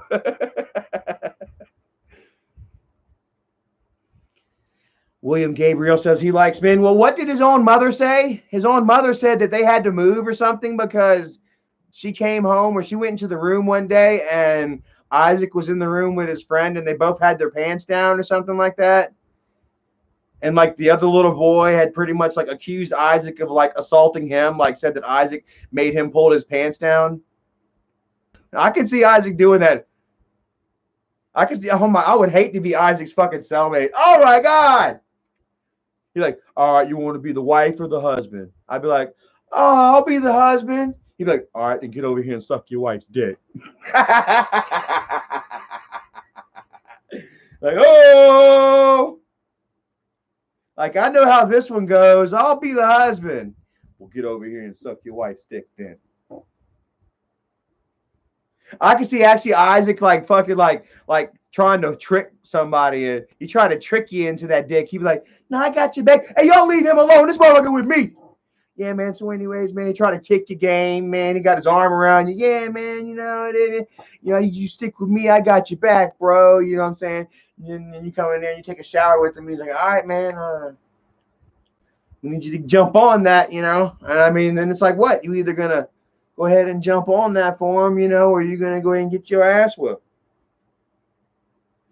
See, I would never jump on it for him. So, he wanted to whip my ass, Corey. I'm sorry, Corey. Corey, you tell me, Corey. You know, Isaac, I remember that time that Isaac even tried to convince me. Come on, Charlie, you're gay. Who remembers that Isaac tried to fucking James Charles me? Like, legitimately, that incident a couple of months ago where James Charles tried to convince that kid that he was gay. Oh, you're gay. You're gay. You know, Isaac tried to convince me. Come on, Charlie, you're gay, right? No, Charlie, you're gay, though. Charlie, you're gay. Charlie, just admit it. Come on, man. Please just say you're gay for me. And I wouldn't do it. You know, so then he showed up to my fucking house with a gun. Well, he didn't show up to my house with a gun. He showed up at the hotel where I was like, all right, this motherfucker, if I can't live with them, if I can't have, nobody can.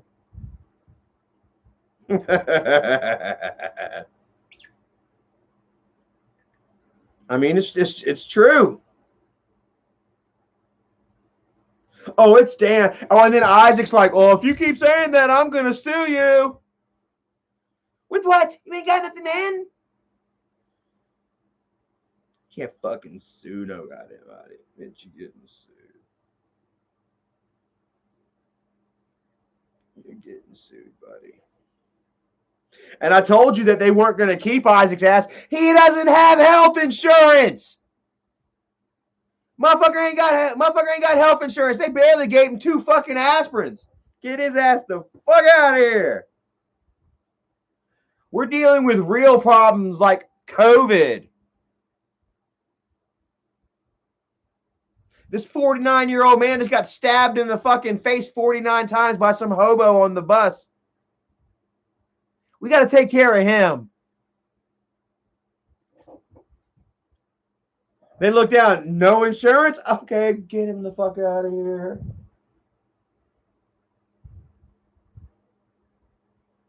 Hey, you know what I'm saying?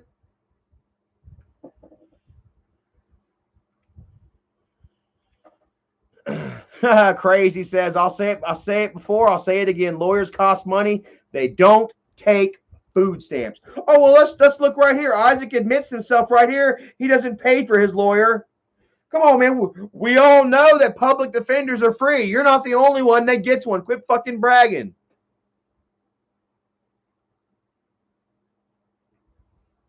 He would go on to brag about how, I can't find it. He would go on to brag about how he doesn't pay for his lawyer. Yeah, usually that's what happens when you get a public defender. You dumb fuck.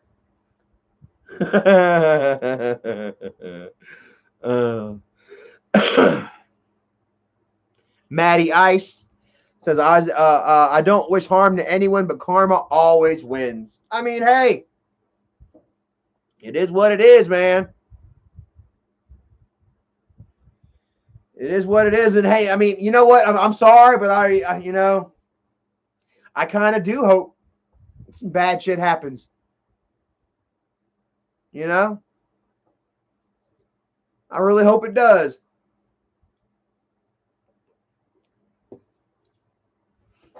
They need to take Isaac's fucking leg.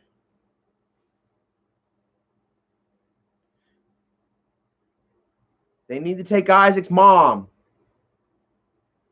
You know, all this shit that he's fucking laughed and joked about. Tina's dad passing away. Tina losing her fucking leg. All that shit. All right, Brenda, thanks for joining us. Go watch your live patrol. Have a great night. Hopefully your son had a wonderful first day in 12th grade. And thanks for joining and hanging out with us. What was I saying, though?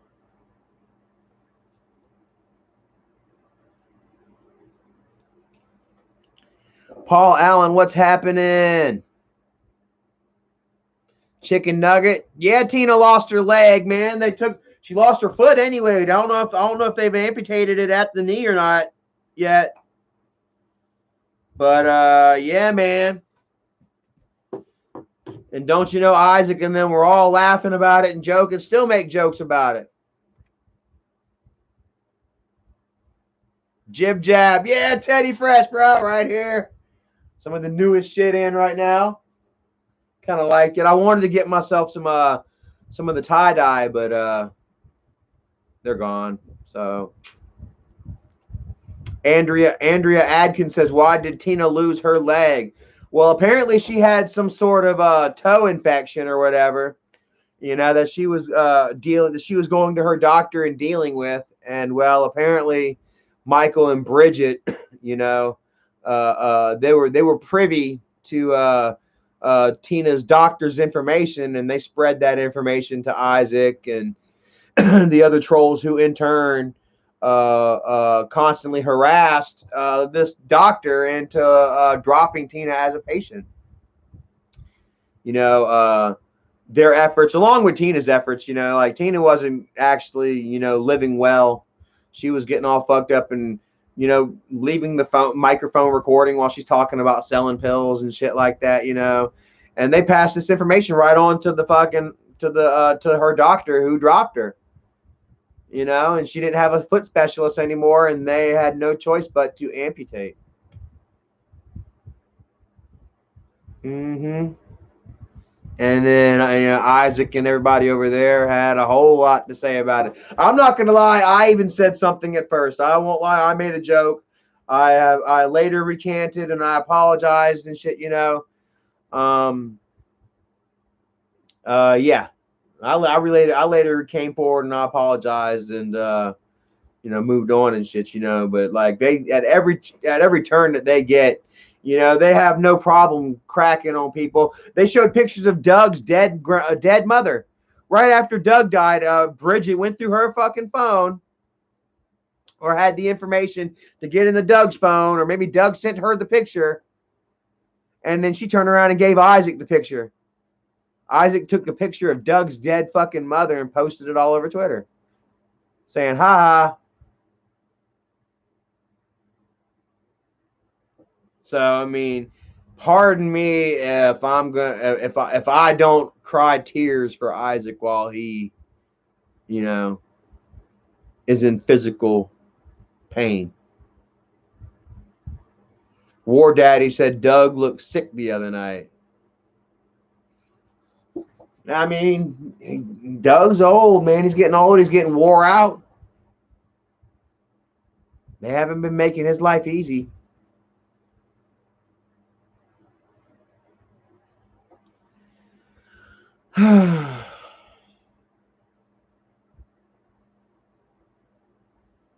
Yeah. So, how long have we been on? About an hour and a half. It's coming up on 10 o'clock.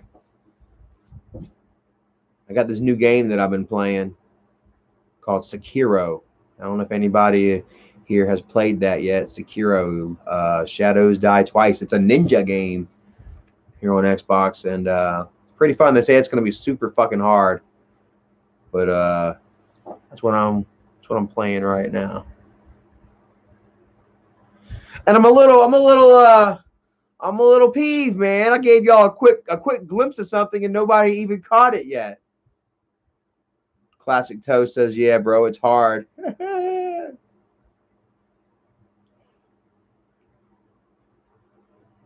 Misco says, "Just search Michael's channel and your live stream is the first thing that popped up." It's about time to get my channel taken down, huh?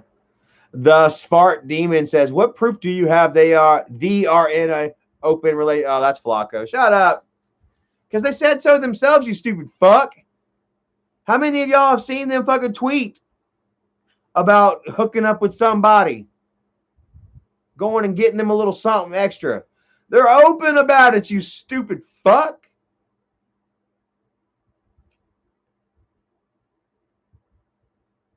Adam Ritter says, was Bridgette really drunk? Says, the acting is so bad. I was wondering. She may not be drunk in it. I was wondering that myself. Because I haven't seen the video, you know. There's not really much of a reason to watch. Joe Wilfer, I love stealth games. It's like right up there, my favorite. Splinter Cell, check it out. Splinter Cell Pandora tomorrow. Ooh, OG, baby. Hold on. I got to do something here for a moment. The very first Splinter Cell. I'll never forget this one right here, guys. Oh my God, guys. I remember buying it. We went to Charleston one Christmas, and we were downtown at the Christmas parade, and I didn't even know what the fuck this was about. I just went ahead and fucking bought it for like $70 goddamn, and I sat, in Charleston for a couple of days, before we got to come back home, and I just sat looking at that's physical media is the absolute best, man. Just sitting here like you're a download code, for a video game doesn't give you the ability to do this number here, and doesn't come with a fucking booklet, bro. Holy shit, man. Old artwork and shit, man. Anyways, I've got all the Splinter Cells. And surprisingly, the physical media is cheaper than the digital download codes. I'm like, what in the fuck is this? It's because they're trying to slowly stamp out our physical media, man. And I'm not down with that shit. Physical media for life, bro. I got to have it and hold it. Patrick Howell says he misses the original Xbox, and that's what's really cool about these the Xbox games is the original Xbox games play. Most of them do anyway. Dead or Alive 3 doesn't. Who remembers this one right here? Yeet. I love that fucking game right there. It doesn't play. It's not backwards compatible yet anyway. But the Splinter Cell is, and it's an original Xbox, and when you cut it on, it gives the original Xbox logo. The whole gears grinding up and turning green in the X, and it's quite a nostalgic trip. I love my Xbox, bro. Kristen Baskins, thank you for joining us. I'm just about to get off of here. But one thing, like I say, man, I gave y'all a sneak peek of something. We, as in Erica and myself, have a challenge tomorrow.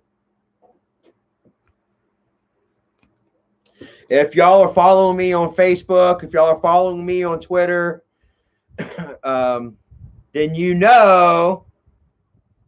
Brenda Pica, Charlie, when are you and Erica going to try the hot chip? We got our hot chips, guys.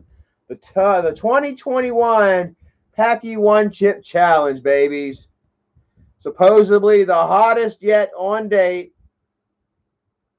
And I got one for me and Erica. Miss Pretty Eyes, Mrs. Princess. Check out the logos. Indeed. Barking Bat says, don't do it. It will murder you.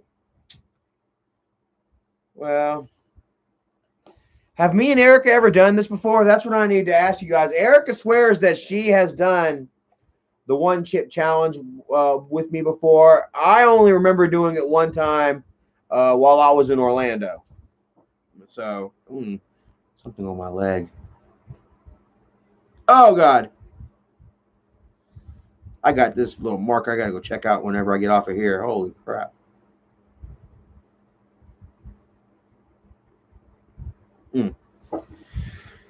Yeah.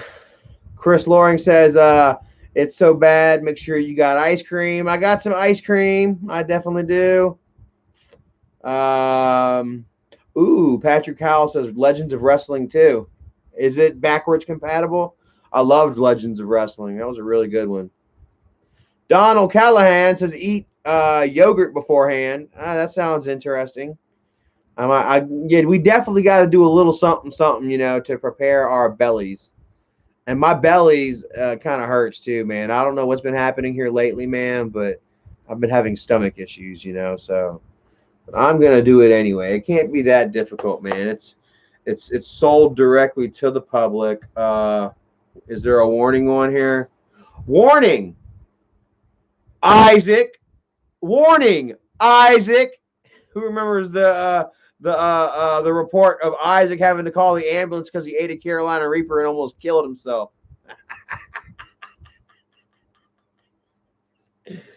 Warning, Isaac! Do not eat if you are sensitive to spicy foods, allergic to peppers, nightshade, or capsaicins, or are pregnant or have any medical conditions. Isaac might be pregnant too. Kind of a food baby, a mean food baby, kicking hard. Keep out of reach of children. After touching the chip, wash your hands with soap and do not touch your eyes or other sensitive areas. Seek medical assistance should you experience difficulty breathing, fainting, or extended nausea. Isaac! Isaac! Let's take a look here.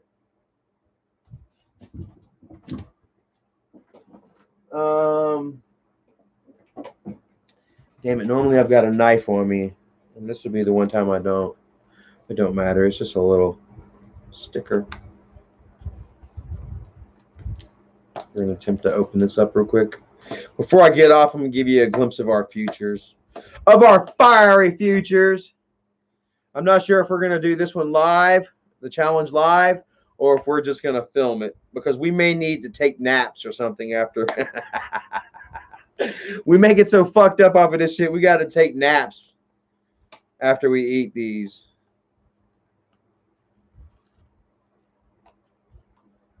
Trying to get it off without tearing the decoration, the decorative box, and I ripped it. Oh well, I got two of them. Okay, so anyways, here's the first look of the inside. I shouldn't be showing you guys this. This has to be, oh my God, my face instantly felt itchy. All right, I gave you guys a little quick glimpse of the inside literature, and I think I'll go ahead and read it out loud on the video. You know, so hopefully y'all are looking forward to this. You know, I apologize for all of these nature videos we've been putting out here lately. I know you guys are, you know, it's not the most exciting things that we do, you know, but I like to go out and just record, you know, regardless, you know, for posterity purposes, not just for y'all. Sometimes, you know, a lot of these videos are also for me and Erica, you know, 20 years from now, you know what I mean? We're going to be watching back and reliving our memories, you know what I'm saying? Like, as I'm growing, as I'm getting here, like to midlife or whatever, what have you, you know, starting to realize that the good times that we're living are now, you know, these days that we're living in right now are what we're going to look back at 10 years from now and be like, damn, that was not, I had an awesome time. You know what I mean? Just like the days of my childhood, the days of my teenage years, and the days of my early 20s and shit, you know, that I look back on and I say, damn, you know, that was a good time, you know. You know, I should have been more in the moment, you know what I mean? And I find now that I'm placing myself more so in the moment, you know what I mean? And knowing that these will be memories of tomorrow, you know? And yeah, so that's why we're going out and we're vlogging when we're in the woods and waterfall after waterfall. I know how shit, dude. I'm sick of fucking waterfalls, you know. But Erica likes them, you know, and I like taking her places. I like going places with her that she wants to go and that she hasn't seen, you know. And I mean, you know, it's still fun. Not every waterfall is the same, you know. But I just know that it's not as entertaining, you know, and I appreciate, you know, all of you that, you know, that still watch, you know, or even if you don't, that's fine, you know, y'all still interested in my life and what I do and shit, you know, and yeah, you know, whenever the good videos come back around, you guys will be there to watch them, you know, and I appreciate that, you know. We got an urbex video that I can upload tomorrow or something, or actually I'm not sure. The Packy One Chip is probably going to be next, but we got an urbex video to share for you, and then apple picking and another waterfall. So I mean, there's some content coming that may not be the most exciting, and you don't have to watch it. You know, I'm not making you. I'm not asking you to watch it or whatever. You know, this is just for us, really. You know, and if you if you want to watch it, that's cool. You know, it's not how I make my video. It's not how I make my money off of creating content, as it were. So I'm not so. It's not so bad if nobody watches. That's why I don't have to clickbait.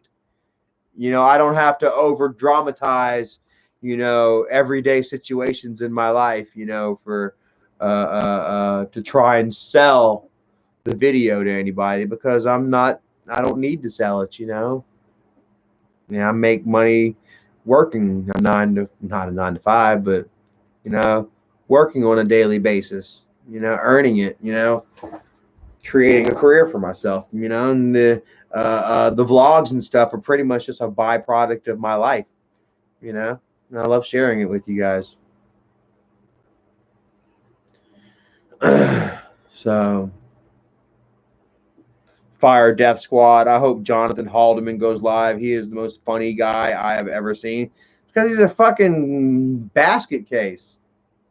I lost all respect for Jonathan Haldeman when he called my woman a bitch in a trailer. All right.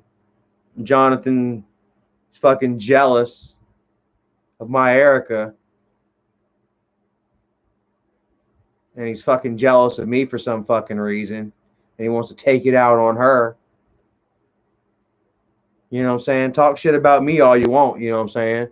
Erica was nothing but fucking nice to this schizophrenic piece of fat shit. This fat ass piece of shit. I can't even talk right now. The funniest thing about JP is he's fucking still living in his mother's attic. And he's fucking my age. And he says, I'm helping my mom. You're living in your mom's fucking attic.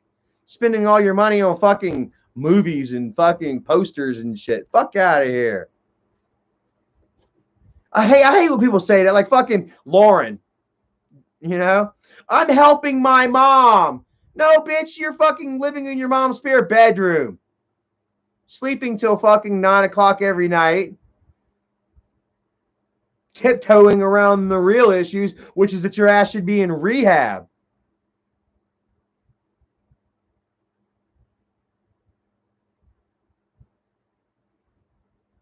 Huh.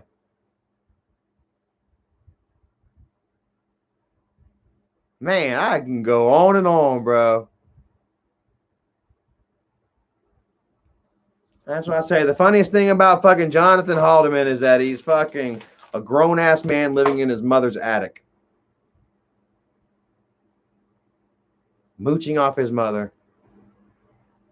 I'm helping my mom. He's pulling an Isaac.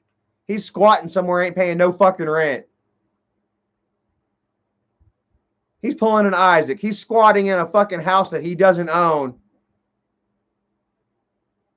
Claiming domain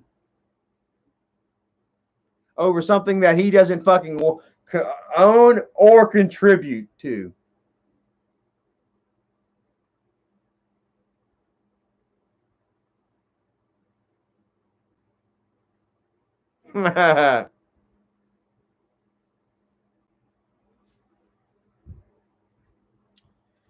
Chris says, does JC pick up girls? He picked up a chick while he was here living with me. I let him go to her house and spend the night. I didn't give a shit. I wasn't trying to hold him back. But come to find out, though, he was on my damn Facebook messaging all my female friends.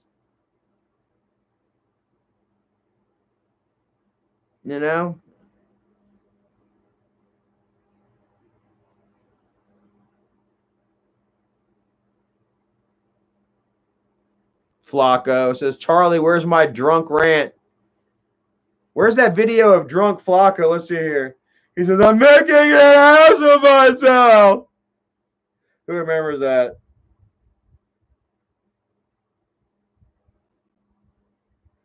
I'm making an ass out of myself, he said. What kind of question is that? I mentioned I cosplay as a zombie. What the fuck? What kind of question is that, Isaac? Isaac. Am I trying to cosplay as a zombie? Isaac. Bro. Bro.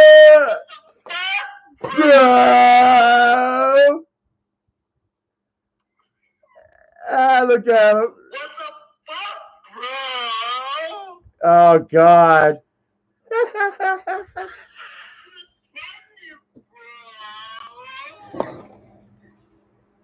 And where's the one with what was those tweets that what was the other guy's name? Come on. Oh man, what was that fucker on Twitter that was always riding his cock hard and then got drunk and started talking shit about Isaac's kids? Egomaniac. Crayons and doo-doo. He forgets which one's crayon and which one's doo-doo. Check out what this guy just sent me a fucking picture of Isaac. Oh my God. Ah! His fucking pumpkin ass head takes up the whole fucking photo. Oh my God. That's a fucking Halloween mask right there, bro. He kind of reminds me of that kid from that that meme. Are you gonna eat that last fry? Are you gonna eat that chair? Hold on. Let me show you a picture of Isaac when he was a kid. Are you gonna hold on? Are you gonna eat that chair?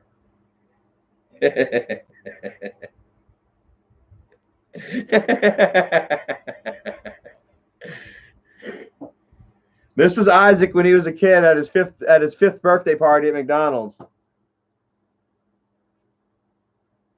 Are you gonna eat that Cheerio?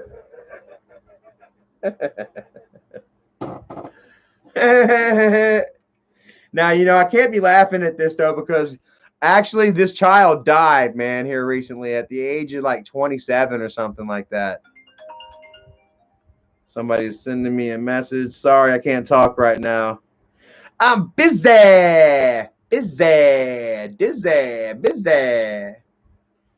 Damn, I said I was going to get off about 15 minutes ago, didn't I?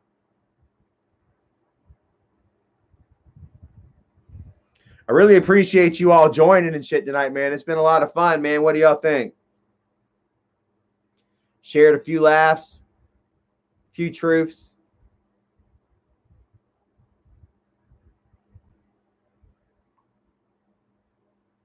Didn't get too many people mad because, like I say, there aren't too many people left that are against me.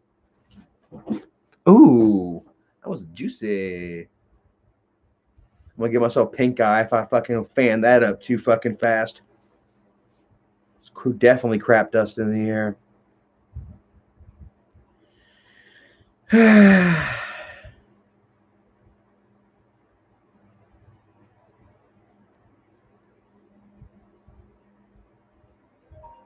Are you gonna eat that chair? Sorry, Miss Lane, I can't answer right now.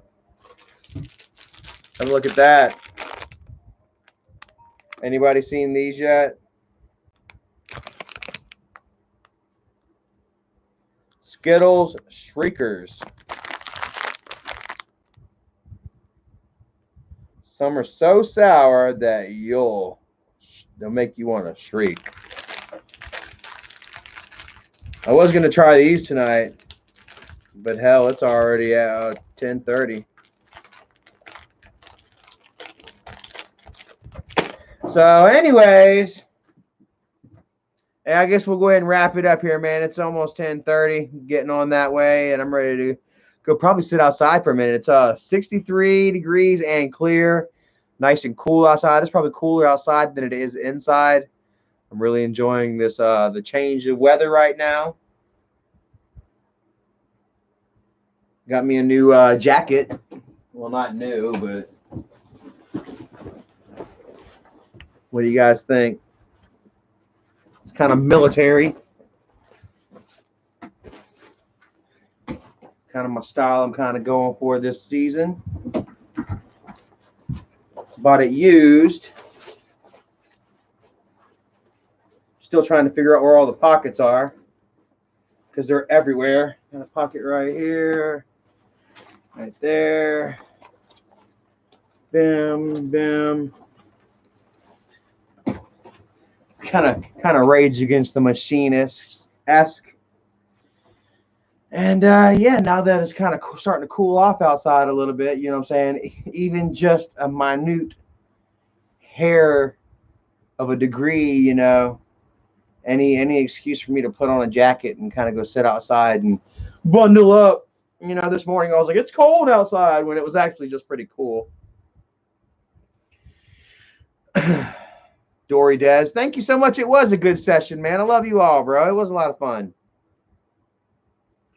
Christopher says, looks cozy. Yeah, man, it's a parka. It's a cold weather parka. It's actually got, it's actually kind of versatile, durable. You know, it's got this section right here where I can tie it tight to me, so no, underdraft. Found myself an interior pocket. And yeah, man, very durable. Very operational, not just something that just looks good or whatever. I can actually go out and hike in this and all that shit, so I'll probably wear this while I step outside for a minute and smoke me a cigarette. Yeah, I'm still smoking cigarettes, guys. It's really tough. I normally only smoke at nighttime. Swear to God, I ain't had a cigarette all day today, guys. If I went to sleep right after this live stream, I would not have smoked a cigarette all day, and then I would wake up in the morning and I wouldn't want a cigarette all day tomorrow until tomorrow night. But I'll more than likely light me up a cigarette or three. I normally here lately I've been smoking about 3 cigarettes a night. And then sometimes in the middle of the night, I'll wake up and I'll light up another cigarette. I gotta stop that shit, man. It's like, it is a habit that I'm creating right now. Just like I say, we create these memories that we're creating right now. You know what I'm saying? You're also creating habits right now too. It's not all puppy dogs and sunshine with life. The good comes with the bad, and I'm creating habits as well as memories. That I really need to be more cautious and aware of, I guess, as it were. Like I'll never forget the mornings, man, that I would wake up and damn, and just hear Dad hack to death, man.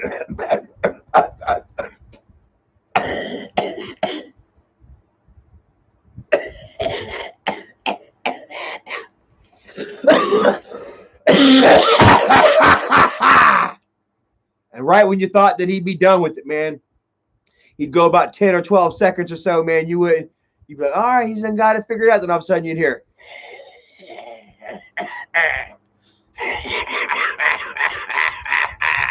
And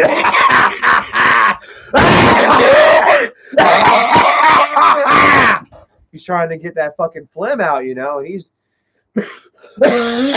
trying to force it out. And it was so sad, man. And sometimes it was annoying. I feel bad for feeling like this, but guys, I'll be honest, man. Like there was times that I would just be laying down, sleeping. A lot of times I just slept in the living room, A lot of times I'd be laying down and I wouldn't be asleep. I didn't woke up from his cough, and I would just be like, oh my God, will you just fucking stop coughing? Will you just die? Swear to God, man, my fucking little mean ass, you know what I'm saying? I'm being inconvenienced. My sleep is being inconvenienced by Dad's miniature dying over here. Dad's literally dying for breath over here. And I'm like, oh, just fucking end it. Oh my God, dude. Like my sleep was really that important. Wish I can go back in time, man. I would totally just like spread my butt cheeks. I would just go over myself sleeping, and I would just like spread my butt cheeks. And then I just like let him go, and just like let him clap myself on the nose. Just like a couple little claps, right after a good doo-doo too. A couple of little claps, and then I would disappear into the night, while my young self wakes up with double pink eye. So, anyways, man, I've been on here long enough. 2.5 hours, close to. Feel like we had a good little chat. What do you guys think? You guys happy with this live stream? I was pretty happy with it. 187 watching, 183 likes. Show some love. Show some love for us and some hate for Isaac. Pray that something pops up on his MRI. Or that was Michael's MRI.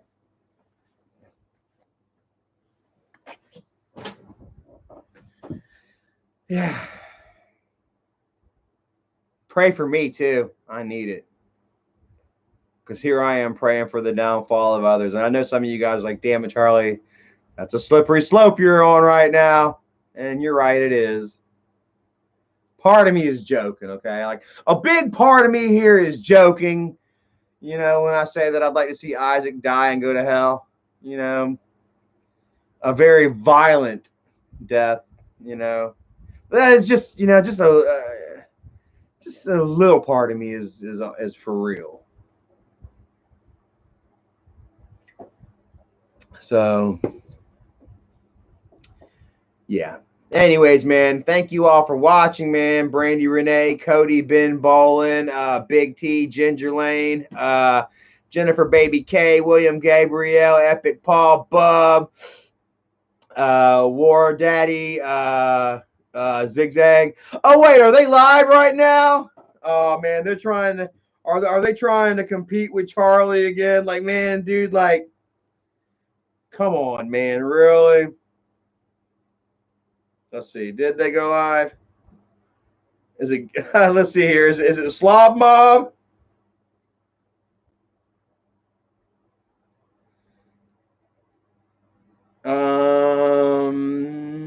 No. Oh, look. 31, 59 views 31 minutes ago. Oh, check it out. King Isaac, Mr. Clout. 59 fucking views 31 minutes ago. All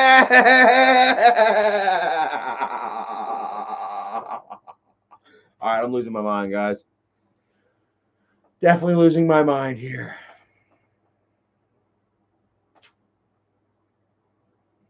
Seriously, oh my God.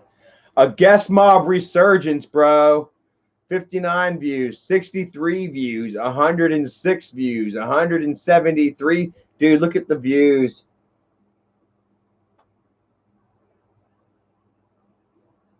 That's quite a resurgence. Well, God dang, there we go. Look at the numbers on that, boy. Boy! Look at them numbers, boy!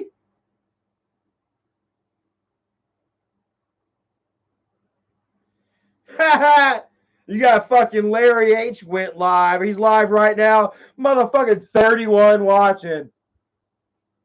Bro, you a bitch.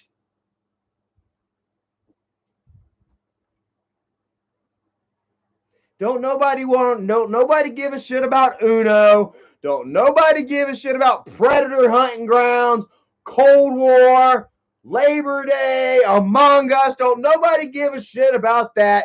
We want to hear some dirt. We want some juicy shit. We want to hear more exposing Isaac. Stick with the fucking plan, bro. Uno views aren't working anymore, Larry H. Yeah, tell him Dawn of the Dead.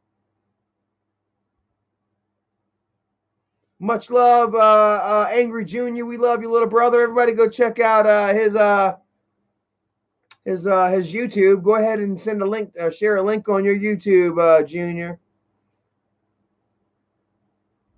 Yay, Mr. Ballin. I don't know how many of you guys enjoy murder mysteries and spoken mystery stories and other scary stories. Mr. Ballin is probably the king of spoken story as far as male goes anyways. With the females and the makeup murder mystery shit, that's a little different. Mr. Ballin knows how to tell a story, though. And here he is telling a story about the Happy Boy, a 35-minute video, and I cannot wait.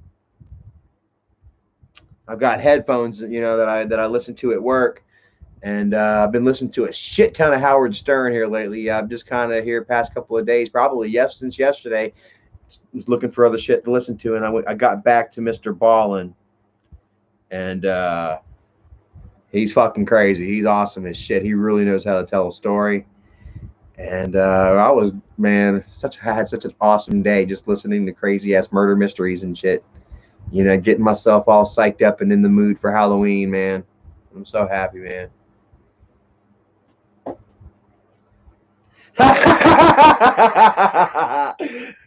Jennifer Baby K says Larry is afraid of Isaac. He is literally shaking in his Velcro shoes.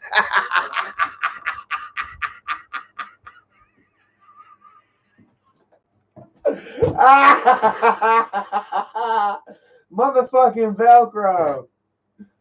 Oh, God. Motherfucking Velcro. Oh, that got me good. That was a good one. Thank you for that.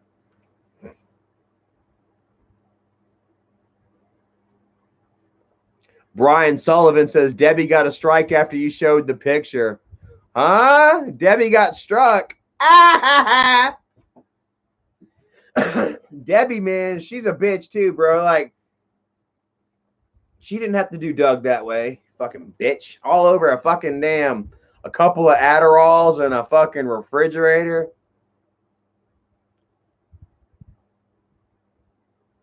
Yeah. Brandy Renee, I don't know what the hell you scared for. Scared of a threat over the phone. What? I'm not scared of what are you talking about? You must be talking to somebody else. Miss Carrie Riles. Have a great night. Thank you for joining.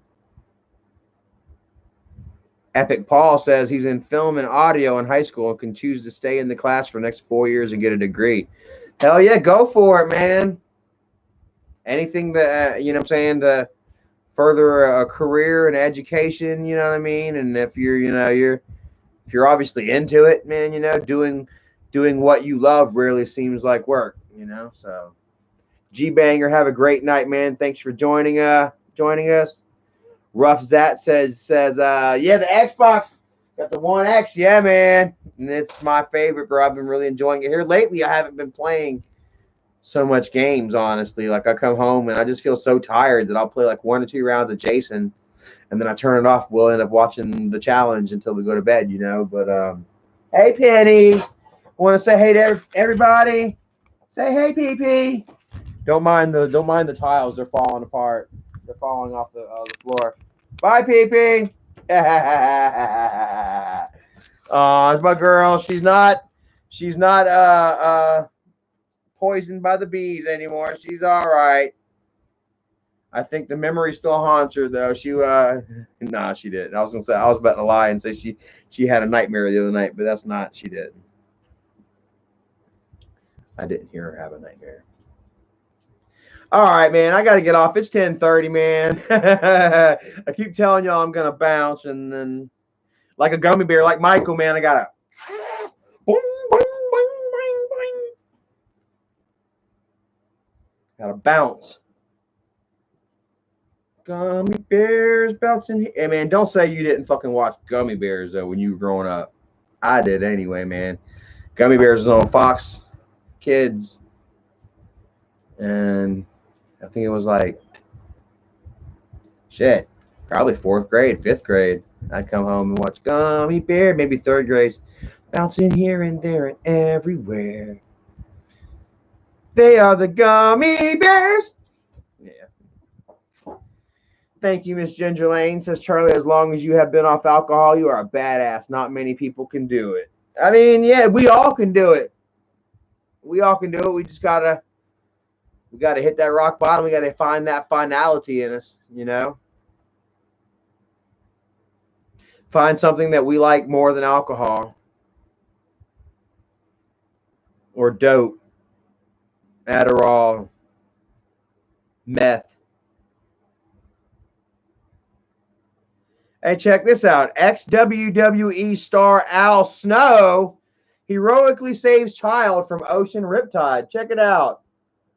That's using your head, Al Snow. That's using your head, bro. So fucking cool. Take a look, man. He even got a picture with him and the child afterward. Amber H, thank you so very much for that donation. That's for Al Snow saving a kid from a riptide. All right, let's check this out before I get off here. It says former WWE star Al Snow is being hailed as a hero after the wrestling legend saved a child's life Thursday by jumping in the ocean and pulling the boy from a riptide.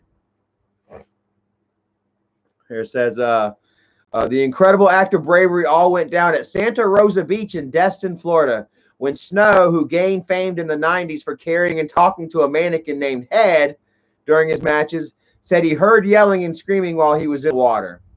Says Snow says when he looked around, he saw a boy being hit by waves while being pulled away by a rough current. I'm starting to get a little bit of goosebumps from this. says 58-year-old Snow says a lifeguard was on the beach, but added, I knew she wasn't going to make it in time. So he sprung into action. Says, I made it, thank God. And I caught him. I caught him just by the arm, just as a wave started to pull him even further out. If I hadn't have grabbed him, I think he'd have probably went out to sea, and that would have been it. Wow. Says Snow says the rescue mission nearly turned dire after he snagged the child because a wave took them both under. Says it caused him to remember Shad Gaspard, the wrestling star who tragically died in the Pacific Ocean in May 2020. Oh, Shad, yeah, rest in peace, buddy. So Snow says he was able to stay up and hand him off to the lifeguard as he made his way back across to his friend and went up on the beach.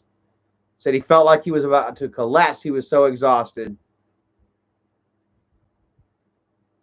Says Snow said neither he nor the boy suffered any injuries and added that the child's mom cried and thanked him repeatedly afterward. I wonder if his mom gave him head. Al should have been like, bitch, you know who I am.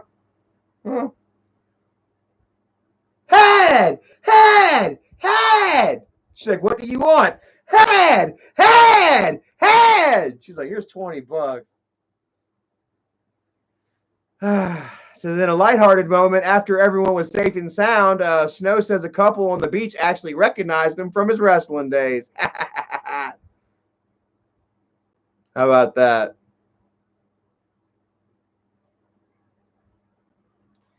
I got recognized. Yep. I don't have the anything to share right now. It's in the truck. I got recognized at the apple orchard. Me and Erica was picking apples Saturday right there at Alta Pass Orchard right there outside Little Switzerland. Excuse me. And I'm up there in the general store, you know, hey, and then you know, somebody is like, I locked eyes with somebody after I quit my clip. You know, I kind of put the phone away and I looked up and I locked eyes with somebody real quick, and he kind of just looked away and you know, sometimes you can kind of recognize, you know, like when people kind of notice you. I've noticed before where people have noticed me but haven't come up and said anything, you know, and then times where people would come up and say something, you know, and he did, man. Apparently they paid for their purchases and they left the store, the little general store that they were in, and then they came back in. Me and Erica was in line, and he's like, aren't you Charlie? Oh, is your name Charlie? And I said, yeah. I was like, yep.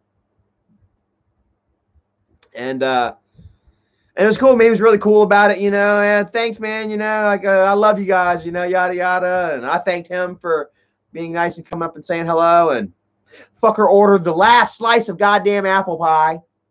We didn't get no apple pie.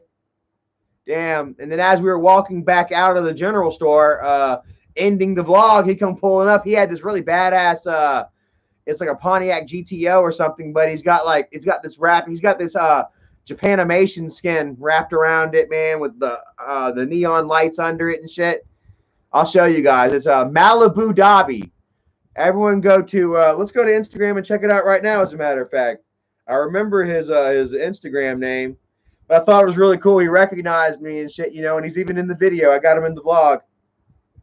Let's see here, Malibu Dobby.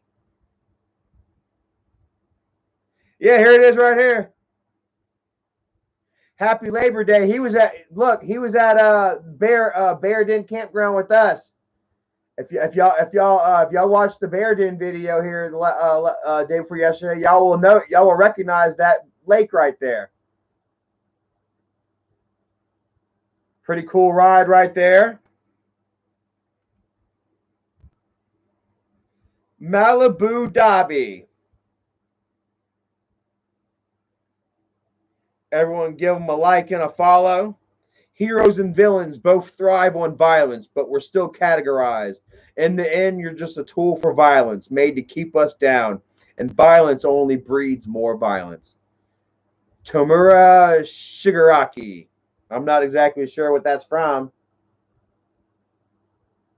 If anybody wants to help me out with that. God, I can't get the picture. Oh, I'm following him now. So anyways, give him a follow.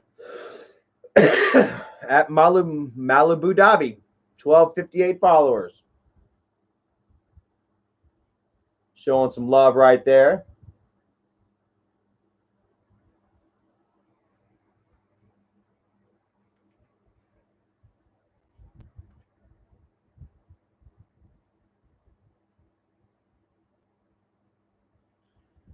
Grape juice, boys, is probably my favorite thing on Instagram right now. Look at him. He's like, yo,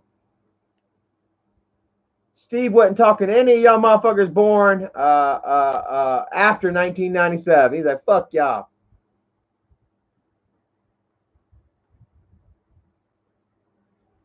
I'll never forget you. JC loved Blue's Clues. Cuckoos, he used to call it. Cuckoos. I'm over here reminiscing on JC all fondly, even though he fucked me. But he'd Cuckoos, watch Cuckoos, and we had to fucking let him watch Cuckoos. Dad, yeah, you go goddamn, you get the fuck out of here, you watch this Cuckoos.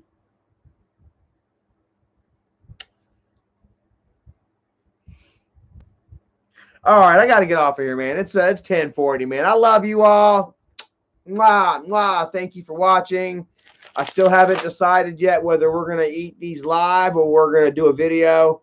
Probably just going to be a video because, yeah, Erica's not going to be down to hang out and chill afterwards. I probably could, but don't think she will.